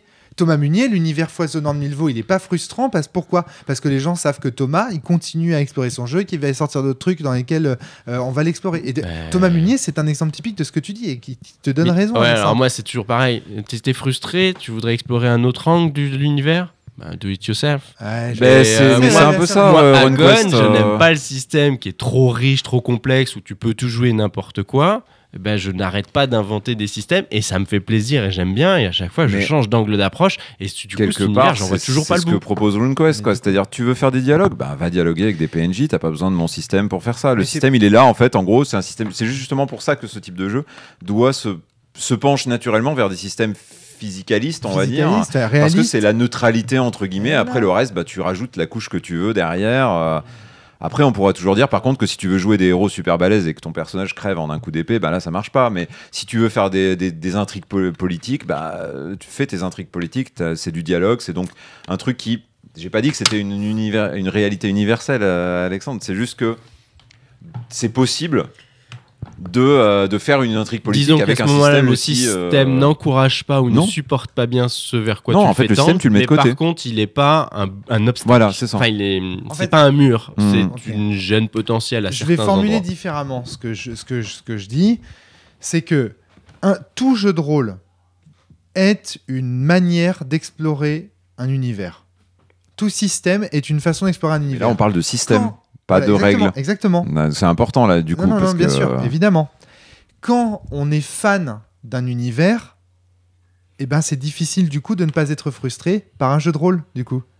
Parce que on explore un univers que d'un point de vue. Alors on peut dire, je suis fan de l'univers, donc je vais jouer à tous les jeux de rôle qui se jouent dans cet univers-là. Oui. Ça, je comprends, tu vois, Alexandre. Mais est-ce que tu défends d'ailleurs ? C'est pour ça que je te parle de système, c'est que pour moi, ils gardent les règles dans la campagne, mais ils changent le système, quelque part. C'est-à-dire que, aujourd'hui, on va faire des combats, donc on utilise les règles à plein de combats, machin, et il y aura sans doute des éléments qui seront improvisés, tout ça. Demain, on va faire des dialogues, c'est toujours les mêmes règles, mais le système change. C'est-à-dire que, on va faire comme c'est une intrigue politique, en fait, le MJ a préparé une liste de réactions en fonction des... Ça c'est tes conclusions théoriques sur ce que... Ouais, mais je pense que c'est une analyse rétrospective d'une truc qui se fait. Complètement d'accord avec toi. Moi, j'en fais une analyse plus marketing, entre guillemets. C'est qu'un jeu RuneQuest, quel qu'il soit, pour un fan de l'univers de Gloranta, le décevra toujours. Parce qu'il sera toujours frustré de l'angle d'attaque qui a été choisi par le créateur des règles pour explorer ce jeu. Sauf si, parce que je te vois faire la moue, Vincent, sauf si ça correspond au jeu auquel il jouait quand il était petit, auquel cas il sera juste satisfait. Et donc c'est le choix, à mon avis, qui a été fait là. Une grande majorité, ouais. C'est que les types se sont dit, si on change le système pour explorer l'univers de Gloranta d'une façon orientée comme le font les jeux modernes, on va se planter. Comme l'a fait Hero Wars, qui, à mon avis, n'a pas été reçu par tous les fans de RuneQuest comme un truc chouette. Ils ont dit, attendez, C'est pour ça qu'il ne pas prendre de risque. Pour Shan, j'entends Alexandre qui pose une question à Vincent. Hors micro, comme Vincent, je me suis dit qu'il était bien placé pour connaître le sujet, on revisite ou pas le système dans un univers déjà bien connu. Pour Shan, comment ça s'est passé? Le système de Shan première édition était complètement dysfonctionnel. Donc obligatoirement, on a tout changé parce qu'il ne fonctionnait pas. Voilà. Donc, et le nouveau système de Shan explore beaucoup mieux la promesse que faisait l'univers de la première édition. C'est moi qui le dis. Merci. Voilà. La seule réponse, j'ai eu l'occasion de le dire dans les podcasts de la cellule. Mais voilà, ceci dit, on n'avait pas un public... on savait que les fans de Shan ne nous diraient pas « Oh non, vous avez changé le système, c'est horrible ». On savait qu'ils allaient nous dire « Merci, maintenant on peut jouer dans cet univers ». Donc tu avais des fans de l'univers qui attendaient le bon système pour l'explorer. Sauf que dans le cas de RunQuest, dans les années 80-90, ce système-là, il était parfaitement fonctionnel, quoi. On connaissait pas autre chose, mais ça fonctionnait. On pouvait. Même plus que ça, on a dit peut-être une mini révolution à l'époque. Oui, c'est ça. Il était moderne, il était avancé, quoi. Merci beaucoup pour ce podcast sur RuneQuest. On aurait voulu parler plus davantage de l'univers de Gloranta, c'est certain. Merci. Mais il faudrait presque que les joueurs et fans de RuneQuest fassent un podcast. Je suis même pas sûr d'en connaître assez pour en dire beaucoup. Donc, mais moi j'attends l'équivalent de la cellule pour RuneQuest. C'est-à-dire qu'en fait, la cellule, qu'est-ce que c'est ? C'est un podcast à l'origine quasi mensuel sur Sens. Je pense qu'il y a un podcast à faire. L'univers est si foisonnant et si riche, RuneQuest. Mais allez-y, les gars, fans de RuneQuest. Faites le podcast de la cellule. Ça existe en anglais, mais c'est vrai qu'en français, il n'y en a pas. En français, il n'y en a pas. Donc, c'est pour ça. Je pense qu'on ne peut pas, en un podcast, rendre justice à un univers aussi vaste que Gloranta. Et donc, du coup, voilà, j'invite plutôt les gens qui sont fans de cet univers à nous faire des podcasts. Mais Rome, c'est trop bien, en fait, ton idée. Du coup, demain, on fait celui sur Agon. Mais moi je l'attends de mes voeux. Moi, si j'ai fait ça pour mon jeu, évidemment que j'attends que les autres auteurs, si c'est justifié, parce que évidemment un podcast comme ça sur l'univers de Dogs in the Vineyard, ça se justifie pas, parce que Dogs in the Vineyard c'est pas un univers avant d'être tu vois, c'est ça. Mais de la même manière. Et pour ça, qu'est-ce qu'on en parle au fil des podcasts, hein, Non mais oui, je pense qu'on comprend bien. Par contre, Shan par exemple. Shan, ce serait à mon avis, un petit podcast de 10 épisodes sur l'univers de Shan. On va vous concurrencer. Ah, ça serait fort. J'attends que tu viennes me couler. Shancast. Merci à vous. Bonne Merci, année encore bonne à année. tout le monde. Merci. Portez-vous bien, jouez bonne bien année. cette année encore. À très bientôt tout le monde.